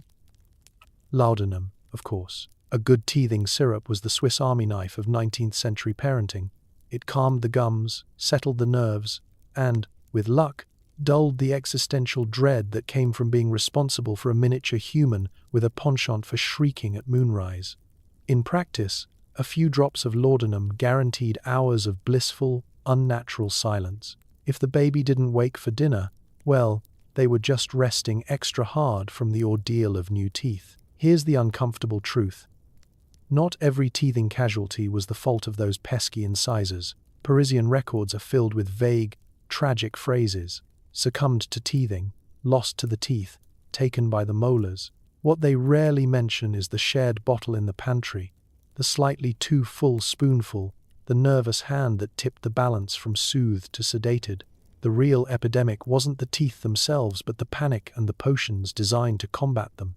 Doctors, armed with more confidence than science, fanned the flames. Medical guides listed teething as a leading cause of infant mortality, with suggested cures ranging from blistering the skin to draw out the fever, to letting the baby chew on lead necklaces. Laudanum, with its promise of peace, quickly became the most popular prescription. If a baby died, no one blamed the bottle. They blamed the teeth. After all, babies were supposed to cry, weren't they? If they didn't, that was just evidence of a particularly severe teething episode. Even the city's death records were complicit in the great dental cover-up. Infant, died of teething, age 9 months. Teething complications, 11 months. No autopsies, no awkward questions, just a resigned sigh and a quiet funeral. Neighbors nodded sympathetically, offering advice for the next child: less syrup, more prayer, maybe a potato tied to the ankle for good luck. Meanwhile, apothecaries did brisk business, cheerfully advertising new gentle formulas that were, if anything, just as strong as the old ones.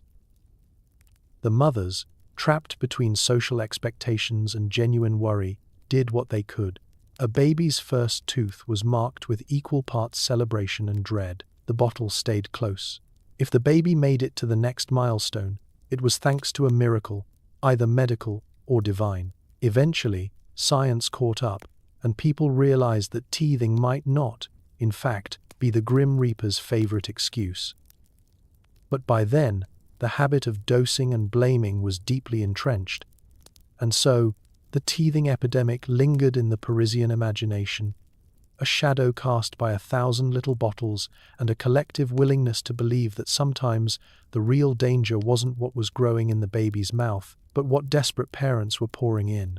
So, if you ever find yourself at a Parisian flea market, staring at a mysterious brown bottle labeled soothing syrup, remember, in the great battle between babies and their teeth, it was often the bottle that won. No one talked about dependency, but some babies just couldn't sleep without their medicine. A whole generation raised on the pharmaceutical equivalent of a rave. It starts innocently enough. The baby fusses. You reach for the laudanum bottle. Just a drop. Just this once. Just so everyone can rest. Tomorrow, you'll be strong. Tonight, you'll be sane. But tomorrow never seems to come. The next night brings more tears, and the next day's chores leave you even more desperate for peace. The drops become a ritual. The silence becomes addictive, not just for the baby, but for you. At first, the signs are easy to dismiss. Your little one won't nap unless there's a bitter taste in the milk. The bottle's familiar clink is now part of the bedtime soundtrack. Other mothers say the same. She only settles after the tincture. He won't sleep without it. The doctor shrugs and calls it habit forming.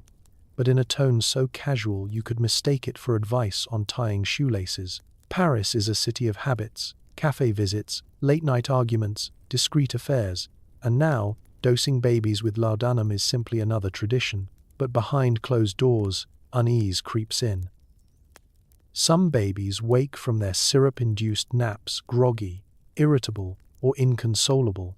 A few can't seem to manage a night's sleep without a dose, and if the bottle runs out, the household descends into sleepless chaos. The miracle cure has a dark side, but it's a side everyone learns to ignore, at least in public. Dependency isn't a word in the Parisian parenting handbook.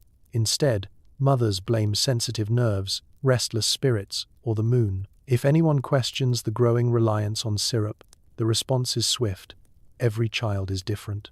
He's just a fussy baby. But the real answer is written in the empty bottles stacked behind kitchen pans, and in the way the baby's cries change from sharp and furious to dull and persistent when the medicine runs out. There are whispered stories. The child who trembles through the night if the syrup is forgotten. The baby who can't eat, can't play, can't rest unless the dose arrives on schedule. You catch yourself watching your child's eyes for that moment of relief, wondering if you're helping or just making things worse. But guilt is a luxury, and sleep is a necessity. Even the city's artists and poets notice. The newspapers run satirical sketches, chubby infants in cribs, clutching tiny bottles, napping through fireworks, revolution, or the neighbor's nightly violin practice. There are rumors of nurseries where babies are so sedate they barely make a sound, what every parent dreams of, until the quiet starts to feel haunted. Meanwhile, the apothecaries keep selling, the doctors keep prescribing, and society keeps rewarding compliance over curiosity. Why rock the cradle when the bottle can keep it perfectly still? Every generation has its secret. For Parisian parents, it's the knowledge that, sometimes, the price of peace is paid in dependency. The cycle persists because the alternative, nights of endless crying, days of exhaustion and embarrassment, feels impossible. If the baby is content, if the household runs smoothly, who's to say it's wrong? But as you peer into the crib and see your child stir at the slightest rattle of glass, you wonder how much of their serenity is natural and how much is borrowed. In the end, the true addiction isn't just in the cradle, it's in the quiet, the relief, the fantasy that there's an answer in a bottle for every problem. Paris carries on, its next generation raised on just a drop and a whole city's willingness not to ask what happens when the bottle runs dry. Because sometimes the medicine wasn't just for the baby, it was for everyone desperate for a moment of sleep, no matter what it cost. Occasionally, a child simply didn't wake up. The official cause? Sudden infant death? The unofficial cause? Everyone quietly hid the empty bottle. It's the quiet nobody talks about. The secret sadness that creeps through the narrow stairwells of 19th century Paris. In a city packed with neighbors, secrets rarely last, but some truths never leave the nursery. A mother wakes to the dawn, expecting a hungry cry, and is met instead by silence. A silence that's so unnatural, so absolute, that even the city's pigeons seem to hush in respect. The doctor comes. He stands at the foot of the cradle, hat in hand, face composed into practiced sympathy. The words sudden infant death fall with a heavy, final thud. To outsiders, this is tragedy, bad luck, cruel fate, God's mysterious will. But inside the apartment, the family knows better. There's the bottle in the kitchen drawer, the one that's a little too empty, a little too quickly. There's the memory of those desperate nights, the drops measured with shaking hands, the relief that felt too good to last. Everyone in the household glances at one another, reading the story in downcast eyes and unfinished sentences. The neighbors know too, but nobody says it out loud. Instead, the building grows even quieter. The gossip, always so lively, takes on a hushed tone. A delicate baby, someone whispers, always a bit too sensitive. Another neighbor, with her own bottle of laudanum tucked behind a jar of beans, shakes her head and mutters, "Poor dear." No one mentions the remedy by name. In Paris, You don't judge a mother who's lost a child. You only hope the same fate doesn't come to your own door. This isn't an isolated story. As laudanum use spreads through the city, so do these quiet tragedies. Death records pile up with vague, respectful language. Infants succumbed to teething, fever, or the now familiar sudden sleep. The doctors, for all their learning and Latin, prefer not to ask questions they don't want answered. Sometimes, if the grieving family can afford it, a priest is called to offer comfort, absolution, and a very general prayer for the burdens of motherhood. The bottle, if it's mentioned at all, is explained away as a last resort, only for emergencies, only to help. For every public mourning, there's a private reckoning. Mothers, racked by guilt, exhaustion, and that terrible, whispering relief, swear off laudanum forever, until the next sleepless night, the next fever, the next time their baby's cries threaten to unravel everything. Then the cycle begins again, because as terrifying as the risk is, the alternative, no sleep, no peace, no hope of rest, feels just as impossible. Some households turn superstitious. They hide the bottles deeper, light candles, recite prayers, and trust a different aunt for advice. Others become experts in denial, reciting stories about weak constitutions and the dangers of drafts. The city's newspapers run articles about the mysteries of infant mortality, never once mentioning opium by name. Blame is passed around like cheap wine, a mother's nerves, a baby's frailty, a misalignment of the stars. Yet everyone knows. Mothers glance at one another in the market, with the silent recognition of those who live on the edge. "How's your little one sleeping?" is both a question and a warning. Every family walks a tightrope between relief and risk, hoping they never slip. In the end, the tragedy isn't just in the loss, it's in how easily a remedy becomes a risk, how the promise of peace, so seductive, so necessary, can turn on you when you least expect it. Paris goes on, with a little more caution, a little more silence, and a new generation of parents who measure each drop with trembling hands, wondering, every night, if the cost is one they're willing to pay. Because sometimes, the most dangerous thing in the nursery isn't the fever or the tooth, it's the cure you reach for in the dark. By the late 1800s, reformers and doctors finally started questioning the miracle cure. A few brave souls pointed out that drugging babies wasn't exactly great for their health, or anyone's reputation. Change, as always, began as a murmur. It drifted into Paris on the backs of science journals and reform-minded newsletters, usually ignored by anyone who still believed a little opium was just good parenting. But curiosity has a way of prying open even the heaviest shutters.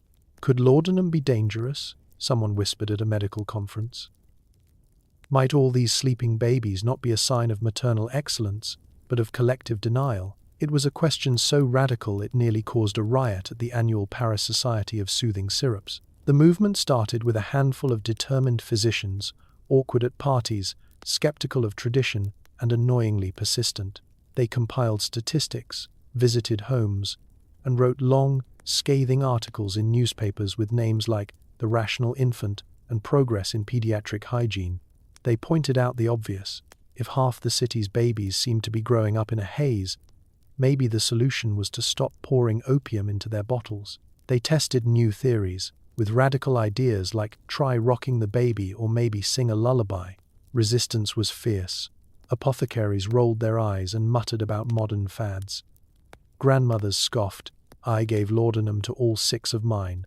And look, they're fine, except for the one who writes poetry." Most mothers, battered by sleeplessness and guilt, greeted reform with a mix of hope and skepticism. "Will this work?" they asked, as they measured out yet another just-in-case dose. What if it doesn't? But the tide was turning. Powered by the relentless optimism of the scientific method and the increasing horror stories whispered in tenement stairwells, newspapers published exposes, deadly doses in the nursery. What's really in your family's favorite syrup? Public lectures filled with parents who, after years of quiet worry, were ready to listen, or at least to try something that didn't end with them checking their baby's pulse every morning. Laws changed too. Slowly, then all at once, opium became harder to buy, with stricter controls and red tape that made even the most persistent mother reconsider her options. No laudanum without prescription, declared new posters, as pharmacists reluctantly complied, and the city's black market flourished overnight. Bottles vanished from store windows, replaced with herbal alternatives that mostly tasted like disappointment and did little for a baby's lungs or a parent's nerves. Doctors, now facing fewer incentives to prescribe the magic potion, started recommending fresh air, walks in the park, and, if you can believe it, regular bathing. The public health movement gained ground. Baby clinics opened, touting modern science and handing out pamphlets with cheerful, mostly accurate illustrations. Suddenly, everyone was an expert on sleep hygiene. Mothers practiced new routines, some effective, some just another form of wishful thinking, but at least none required a secret handshake with the neighborhood apothecary. Of course, the change wasn't instant. The bottle still lingered in many homes, tucked away for emergencies. Its label faded, but the temptation as sharp as ever. Some parents grumbled about the good old days, and there were always whispers of the black market chemist who could help you out for a price. But with each passing year, the tide of reform washed away a little more of the old certainty. By the turn of the century, Parisian nurseries sounded different. Babies cried, sometimes loudly, sometimes for hours.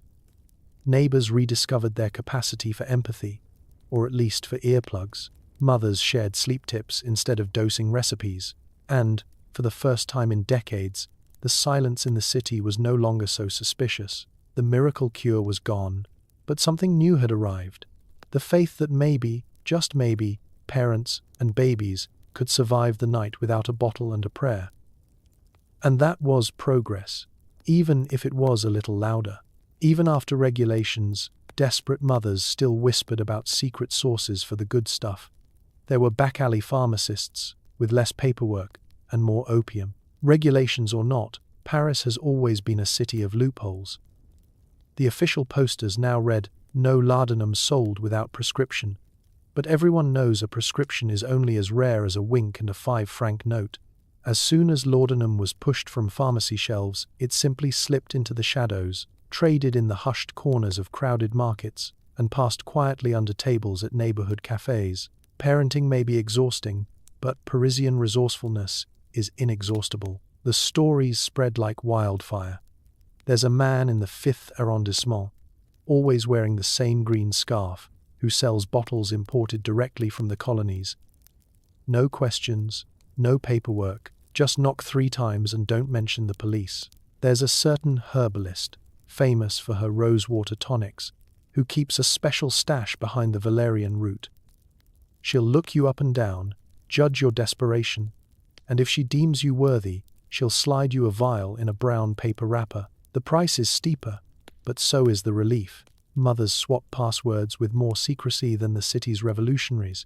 Ask for Madame le Duc and order a lavender sachet, one whispers to another while waiting for the butcher. Tell her you're looking for evening quiet, and she'll understand.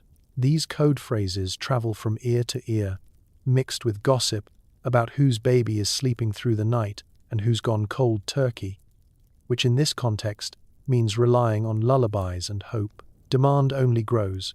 Official alternatives, herbal infusions, lemon balm syrup, chamomile tea are polite failures. Babies scream, mothers weep, and neighbors send pointed notes about the good old days when a child's silence could be bought and sleep was only a few drops away.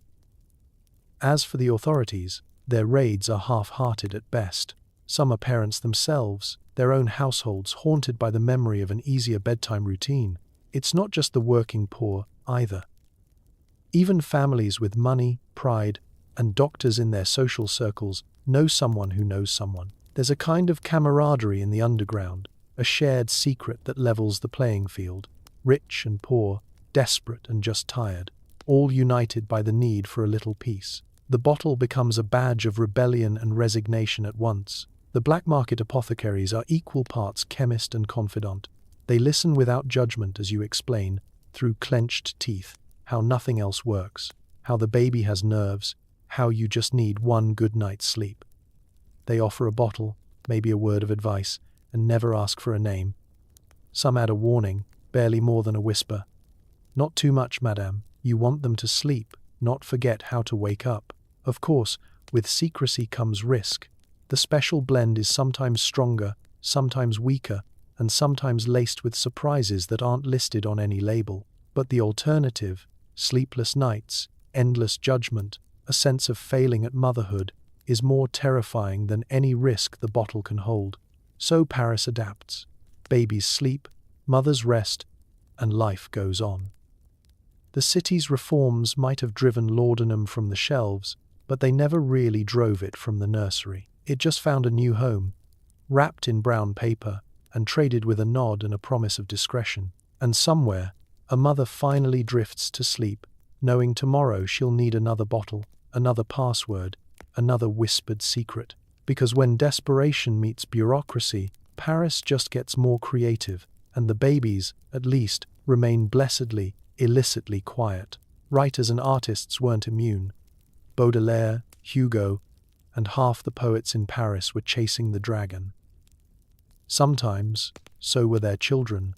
Paris has always been a city of inspiration, narrow streets echoing with poetry, garrets glowing by candlelight, and smoky cafes brimming with debate. But in the 1800s, many of those flickering flames of genius were lit by something more potent than wine or heartbreak. Laudanum, the favorite medicine of mothers and muses alike, crept through the city's literary salons, shaping lines, lives, and more than a few late-night confessions. Step into any left-bank bistro, and the scene is always the same: a cloud of cigarette smoke, 3 half-empty glasses of absinthe, and a small brown bottle peeking coyly from the folds of someone's overcoat. Great minds debate the meaning of life, loudly, passionately, and, if you listen closely, sometimes a little slurred. You must suffer to create, insists one novelist, eyes wild and pupils pinprick. But not too much, mutters the poet beside him, adding another drop to his coffee. It wasn't just the struggling bohemians, either. Even the literary giants, Baudelaire with his tortured flowers, Hugo with his brooding heroes, flirted with laudanum's hazy embrace. Baudelaire's own writing teems with drug-induced visions, confessions of sleep chased and found at the bottom of a glass vial. For a generation of writers, laudanum wasn't merely a cure for pain or insomnia, it was a key to new worlds, a shortcut to the inner sanctum of the imagination. Where inspiration failed, the bottle promised a shortcut. Publishers looked the other way, as long as the work arrived on time, preferably legible, occasionally coherent. If a chapter rambled off into abstract metaphors about fog and longing, well, that was just genius at work. Parisian readers ate it up, passing dog-eared volumes hand to hand, never guessing that the melancholy woven through every page was distilled in a pharmacist's back room. But the effects didn't end at the writing desk. The city's artists and intellectuals, notorious for their unconventional parenting, sometimes slipped laudanum to their children. How else could a painter finish a commission if his toddler refused to nap, or a poet draft his magnum opus while the nursery thundered with screams? In these artistic circles, dosing the baby was a family tradition, discussed as openly as paint colors or rhyme schemes. Try it in warm milk, one writer would recommend. Put it in the night tea, another would whisper, as if passing on an ancient secret rather than a recipe for dependency. Of course, laudanum's muse was fickle. Some works of genius were born from a single sleepless, feverish night. Others were lost to the fog, scrawled in handwriting no one could decipher, or abandoned entirely when inspiration turned to exhaustion. And as the 19th century marched on, the same critics who once hailed opium-fueled masterpieces began to mutter about the toll: the burnt-out writers, the erratic painters, the quietly suffering children who inherited more than just their parents' talent for melancholy. Meanwhile, the city's booksellers did brisk business in both poetry and medicine. It wasn't uncommon for a customer to buy the latest novel and a vial of creative tonic in the same errand. As the legend of Parisian genius grew, so did the myth of the suffering, sleepless artist fed by equal parts heartbreak, caffeine, and opium.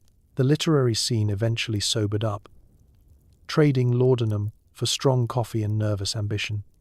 But its influence lingered in every dog-eared poem, every painting of pale-faced dreamers lost in clouds. Even today, when you read the old verses or walk those lamplit streets, you can almost hear the ghosts of poets and babies alike, chasing the dragon, chasing inspiration, and chasing a few precious hours of peace in the city that never really slept. By the 20th century, laudanum was mostly gone from the nursery. But the urge to find a shortcut to sleep, peace, and quiet? That part never really changed. The transition wasn't dramatic. There was no official parade for the last bottle of laudanum, no citywide apology for decades of dosing. Instead, change crept in with the dawn of new science, stricter laws, and the unstoppable force of modern marketing. Parisian mothers, who had once measured out just a drop by lamplight, now found themselves in a world of child-rearing books, pediatricians with actual degrees, and remedies that promised safe and natural relief, with only slightly less snake oil. Laudanum quietly exited stage left. The new cast of sleep aids marched in: chamomile, cod liver oil, and herbal teas, none of which, incidentally, ever knocked out a baby quite as efficiently. Suddenly, parents were told to let babies cry it out, as if ignoring a wailing infant was more virtuous than sedating one. Old grandmothers rolled their eyes, grumbling. "In my day, a baby didn't cry for hours. We had solutions." Their daughters and daughters-in-law nodded along, sometimes sneaking a drop of brandy into the bedtime milk, not quite opium, but a wink to tradition all the same. But the spirit of shortcut seeking never faded. As Paris embraced pasteurized milk, rubber pacifiers, and advice columns written by men who'd never changed a diaper, the fundamental parental desire remained unchanged: anything for a quiet night. The miracle cures rebranded. Sleep syrups now contained valerian, chamomile, and an air of plausible deniability. Clinically tested replaced trusted by grandmothers. Bottles with pastel labels and cartoon bunnies replaced those with Gothic fonts and Latin warnings. Meanwhile, science kept marching on. Pediatricians began warning of overstimulation and attachment issues.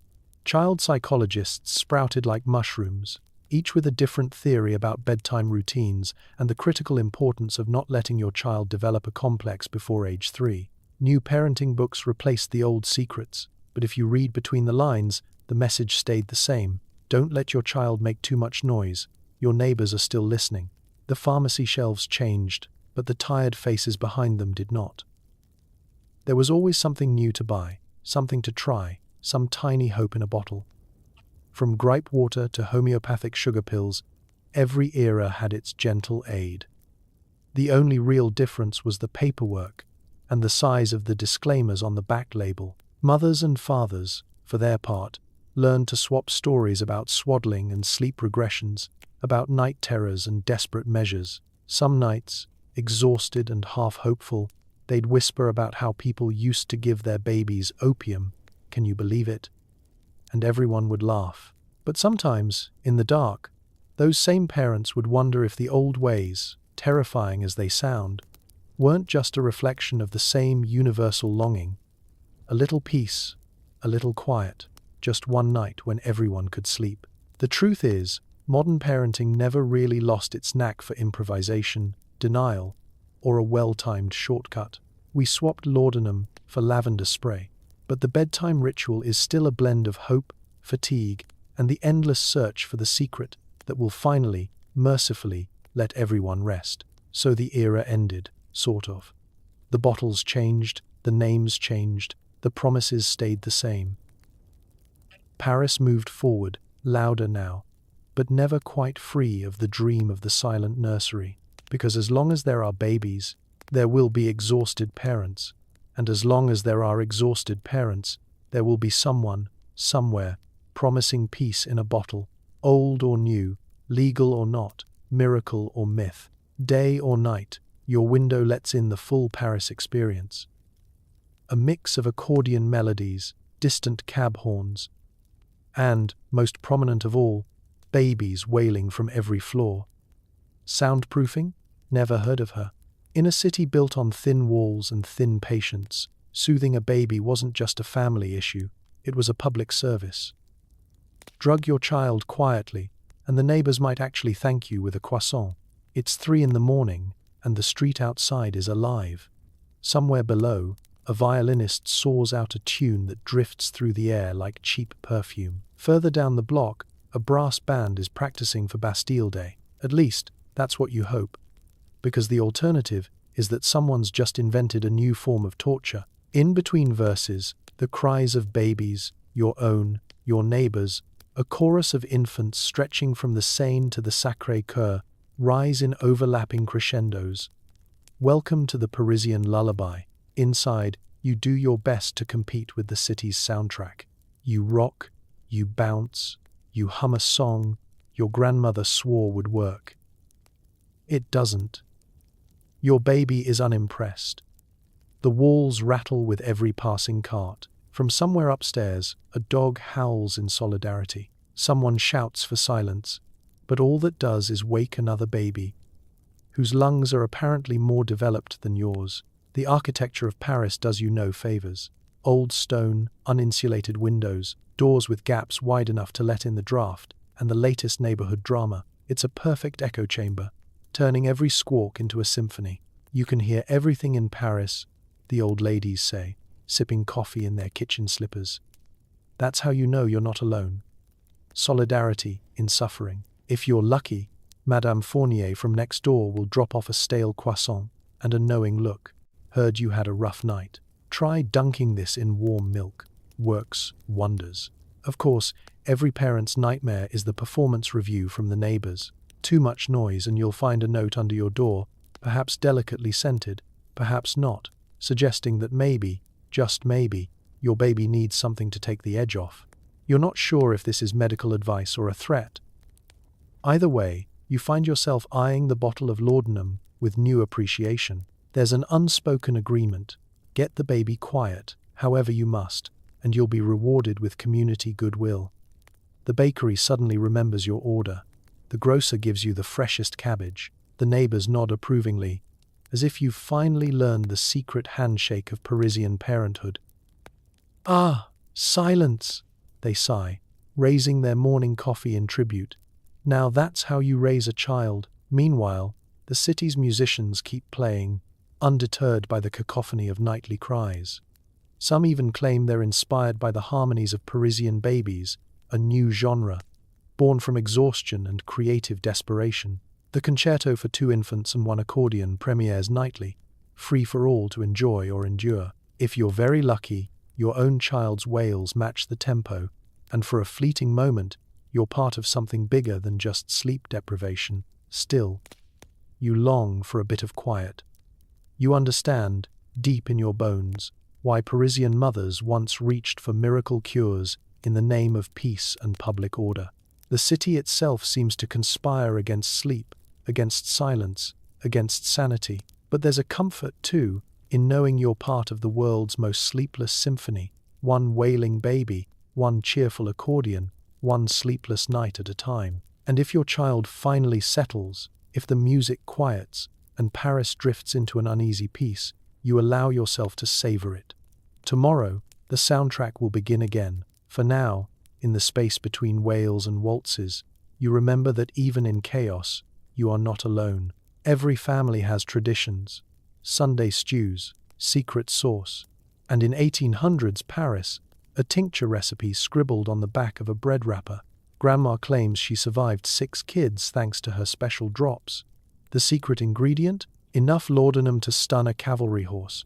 It's natural, she insists, as you wonder if you'll ever trust her baking again. It's a well-known fact in your family that Grandma is part magician, part chemist, and entirely unbothered by the concept of dosage. Her kitchen is a fragrant chaos of herbs, onions, stale bread, and mysterious vials labeled with faded ink. You're convinced she's the only woman in Paris who keeps a mortar and pestle in her knitting basket. There's a jar of pickled something on every shelf, and if you ask about the brown bottle on the windowsill, she just winks and says, "For emergencies, dear." The recipe itself is a family relic, folded, refolded, stained by decades of butter and fingerprints. It contains both wisdom and chaos. Boil for 7 minutes, but only on a Thursday. Add 2 cloves of garlic if baby looks suspicious. And, always, a generous splash of the tincture. Sometimes, it reads less like a recipe and more like an incantation. You try to follow along, but halfway through, you're not sure if you're making soup or casting a spell. Of course, Grandma is a legend in the neighborhood. Other mothers nod knowingly as she passes by the bakery. Madame Moreau's children always slept so well, they say, never quite meeting your eye. In truth, most of her childcare involved a teaspoon and a sly grin. She dispenses advice like a card dealer at a smoky casino. Your little one colicky? Try my drops. Can't get them down for a nap? A dash in their milk. Trouble at school? Well, that's a matter for the priest, but I have a tonic just in case. Her belief in the natural order of things is absolute. She'll roast beets with salt, boil a shoe if the baby coughs, and insist the laudanum is just like chamomile, only faster. She shakes her head at modern ideas of moderation, and if anyone dares mention side effects, she sniffs. A little sleep never hurt anyone. Her favorite story is how she once calmed 3 screaming infants at a christening with nothing but my drops and a bit of honey. No one ever asks for details about that particular christening, and it's not just your family. Across Paris, grandmothers are the unofficial keepers of the city's opium wisdom. The apothecary may provide the goods, but Grandma turns it into an art, tailoring doses by eye, feel, and the occasional advice from the local priest. She knows which babies can take a little more, and which husbands deserve just a drop in their evening tea after a hard day at the market. If there's guilt, it's buried deep beneath layers of pride, tradition, and a belief that what worked for generations can't be all bad. She'll tell you, "We didn't have time for fussiness when the bread needed baking." "You don't understand," she'll say. "In my day, a mother had to be resourceful." You nod, realizing that resourceful is a polite Parisian code for chemically inventive. The truth is, you love her for it. Her stories, her stubbornness, her secret recipe passed down with a wink and a warning. But every time you bite into one of her famous plum tarts, you can't help but wonder, what else is in here? And should I be worried that I suddenly feel so very, very sleepy? So you cherish Grandma's traditions, keep her recipe tucked away for emergencies, and decide, at least for now, to stick with chamomile tea. But deep down, you know, when all else fails, every Parisian family secretly thanks Grandma, her special drops, and the miracle of a silent, opium-laced night. Your baby's feverish, your nerves are shot, and here comes Dr. Leon, top hat askew and smelling faintly of gin. A generous dose of laudanum and a pat on the back for being a very brave maman. No follow-up, no questions, and definitely no warning labels. Sometimes you suspect he's just there for the free coffee. The visit always begins the same way. A frantic knock at the door just as your child's cries reach their crescendo. And in strides Dr. Leon, more swagger than science. His medical bag is scuffed at the corners and suspiciously heavy, clinking when he sets it down beside the cradle. "How is my favorite patient?" he booms, a little too cheerfully for the hour. You're not sure if he means the baby or your coffee pot. He gives the baby a cursory glance. No thermometer, no stethoscope, just a brief pat on the forehead and a squint. "Mild fever," he announces, "and a case of the nerves. For both of you." His diagnosis never changes, no matter the symptoms: rash, cough, teething, existential despair. For all you know, he'd prescribe the same thing if you called him for a broken window. Dr. Leon's confidence is unshakable. He pulls out a small, brown bottle of laudanum, the label faded but unmistakable. "Just a spoonful," he advises, "and you'll have peace and quiet all night." You wonder if he means you or the baby, maybe both. He pours the syrup with a flourish, like a bartender, at a very exclusive, extremely irresponsible club. As he stirs the dose into the baby's milk, he regales you with stories from the good old days which, as far as you can tell, mostly involve fewer questions and a lot more home remedies that would make your grandmother wince. You know, he says conspiratorially, in my student days, we used laudanum for everything. Nerves, colds, heartbreak, sometimes just to get through a boring lecture. He winks. You try to smile. There is, of course, no mention of side effects, no talk of dependency, over-sedation, or the kind of silence that makes you check your baby's breathing every half hour. For Dr. Léon, laudanum is the answer to life's noisy problems. He jots a note on a scrap of paper, your official prescription, if anyone ever asks, and tucks it next to the sugar bowl, right where he knows you'll find it, once the baby is soothed and unconscious. Dr. Léon settles himself at your kitchen table, helping himself to a generous cup of coffee and whatever is left of your last baguette. He makes small talk about the neighborhood, the weather, and the sorry state of Parisian medical regulations. Too many new ideas, he sighs. Not enough common sense. He's gone before the coffee gets cold, hat askew, flask discreetly returned to his coat pocket. You're left with a quiet nursery, an empty coffee pot, and a nagging sense that you've just been both helped and hustled. There's something oddly comforting about Dr. Léon's breezy authority, the way he handles your worries as if they're no bigger than a lost button, but you can't quite shake the feeling that, somewhere between the laudanum and the caffeine, he's just as much a part of Paris's bedtime ritual as your child's cries. Tomorrow, you'll second-guess the dose. Tonight, though, you pour yourself what's left of the coffee, listen to the rare silence, and wonder how many other mothers on your street are tucking away brown bottles and stories of house calls that feel more like midnight magic shows. Because in 19th century Paris, sometimes the only thing more unpredictable than a feverish baby is the doctor who arrives to fix it. One spoonful, one pat on the back, and one cup of your coffee at a time. Mothers gather in the park for fresh air while their babies nap, so peacefully it's almost suspicious. What's your secret? They ask, as bottles pass from stroller to stroller like party favors. The real competition isn't who has the prettiest pram, but who has the strongest syrup. Welcome to the leafy boulevards and dusty paths of 19th century Paris, where parenting meets the peculiar politics of the park. The official reason for these daily outings is to let the children breathe the wholesome air, as the experts in every advice column urge. But everyone knows the truth. These strolls are less about health and more about a precious, rare commodity, daytime adult conversation, preferably uninterrupted by a screaming infant. At first glance, the park is an oasis of tranquility. Strollers lined up like carriages at the opera, mothers in crisp bonnets exchanging polite smiles, trying to look as though they slept 8 hours last night, and their child's angelic slumber is all thanks to proper discipline. But look a little closer, and you'll notice the real business happening just out of earshot of the nannies and the city's more judgmental grandmothers. Here, the game is subtle. As soon as the infants are out, swaddled and blissfully silent, the bottles appear. Not milk bottles, those are for amateurs, but small, unlabeled vials, discreetly palmed and passed with the smooth expertise of seasoned smugglers. A few drops in the morning bottle, one mother confides. 2, if we're planning to stay until noon. I've found a blend with lavender and just a hint of honey. He sleeps through the bells, another boasts. The proudest parents can even identify the source.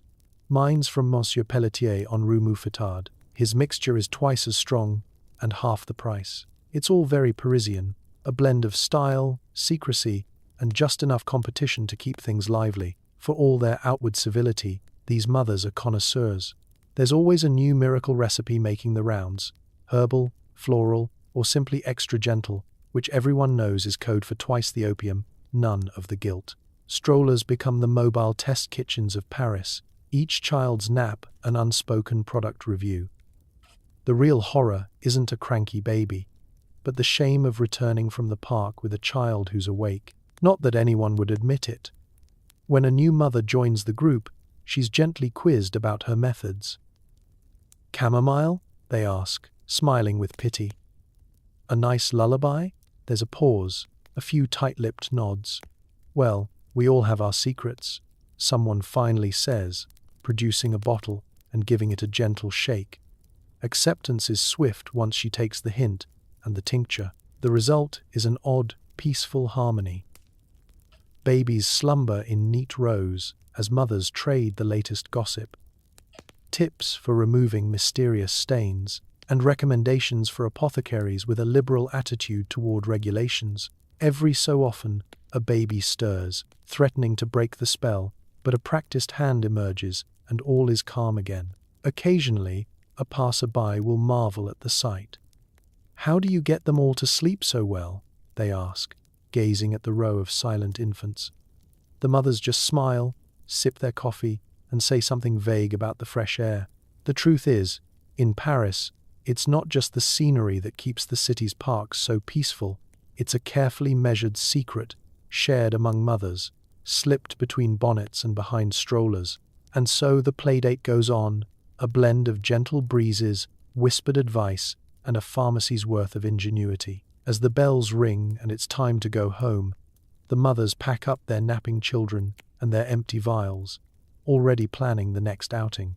Because, in the City of Light, even playdates come with a side of laudanum, and, if you're lucky, a recipe worth bragging about. One night the apothecary's closed, the laudanum's gone, and suddenly your peaceful home erupts into a cacophony of screams.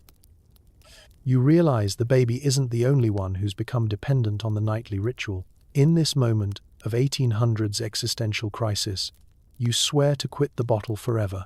Right after you get just one more refill, it starts innocently enough. You reach for the familiar brown bottle at bedtime, already rehearsing the soothing routine in your head. But your fingers meet empty glass. You tilt it. Nothing. Not a drop. Your stomach sinks in a way that has nothing to do with hunger. Outside, the street lamps flicker. Inside, the baby inhales deeply, and then the screaming begins. This is not the usual fussing. This is protest. This is betrayal. The baby thrashes, face red, fists clenched, crying with the righteous fury of someone who knows something is missing and will not be gaslit about it. You try everything, rocking, singing, walking laps around the room so many times, you're pretty sure you've worn a trench in the floorboards. The cries only intensify, sharper now, angrier. You realize, with a cold clarity, that this isn't just tiredness, this is withdrawal, and the word settles over you like a damp blanket. Your heart races. You tell yourself it's just a bad night. Babies cry. Babies always cry. That's what everyone says. But this feels different. The baby's sleep, once deep and heavy, is now impossible. Their body jerks awake again and again, restless, unsettled, as if searching for something they can't name. You check their temperature. Normal. You offer milk. Rejected. You whisper apologies into the dark, unsure who they're for. And then there's you. Your hands shake. Not from cold, but from the absence of the ritual itself. The measuring, the pouring, the certainty that in 10 minutes, everything would be quiet. You realize you've come to depend on the bottle just as much as the baby ever did. Without it, the night stretches endlessly ahead, loud, judgmental, and merciless. The neighbors notice. Of course they do. A knock on the wall, a cough from the stairwell, someone muttering about children these days. You imagine the unspoken accusation. Didn't you used to have such a good baby? What changed? You pull the curtains tighter, as if that might keep the noise and the shame contained. You consider your options. It's too late to find an apothecary. The underground sources are unreliable at this hour. You briefly contemplate watering down wine and calling it a remedy, but even in your desperation, that feels like a step too far.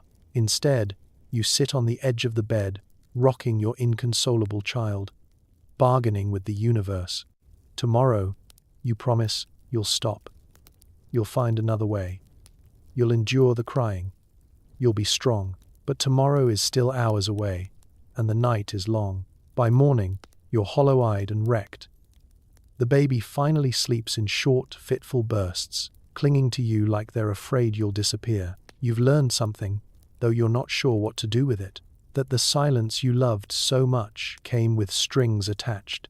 That the bottle didn't just soothe, it taught both of you what calm was supposed to feel like. When the apothecary opens, you're there early. Too early. You tell yourself it's just to get through one more night, just to reset things, just until you figure it out. The apothecary doesn't judge. He never does. He hands you the bottle, and your shoulders relax before you even realize they were tense. That night, the baby sleeps again, deeply, peacefully. You lie awake longer than usual, staring at the ceiling, listening to the familiar quiet.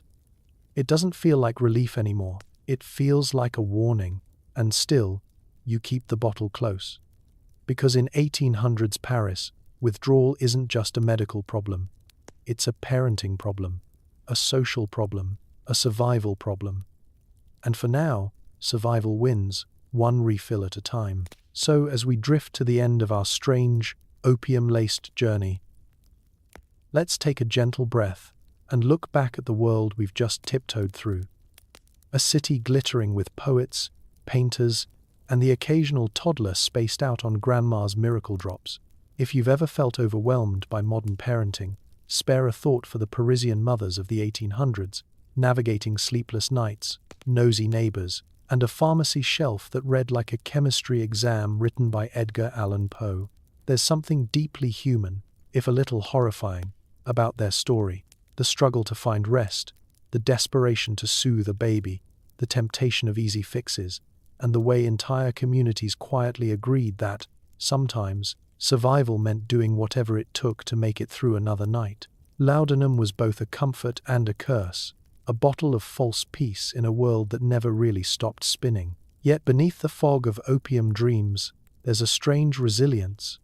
Parisian mothers endured, adapted, whispered advice over shared coffee, and invented rituals to outlast the chaos, even if those rituals involved a little too much chemistry and not enough common sense. Their mistakes, sometimes tragic, often absurd, are reminders of how far we've come and how easy it is to reach for shortcuts when sleep is just a distant memory. So tonight, as you settle into your soft, clean bed, surrounded by silence and the gentle hum of your fan, maybe offer a quiet thank you to the parents of the past for all their stumbles, their struggles, their strange bottles, and even stranger solutions. They did the best they could with what they had.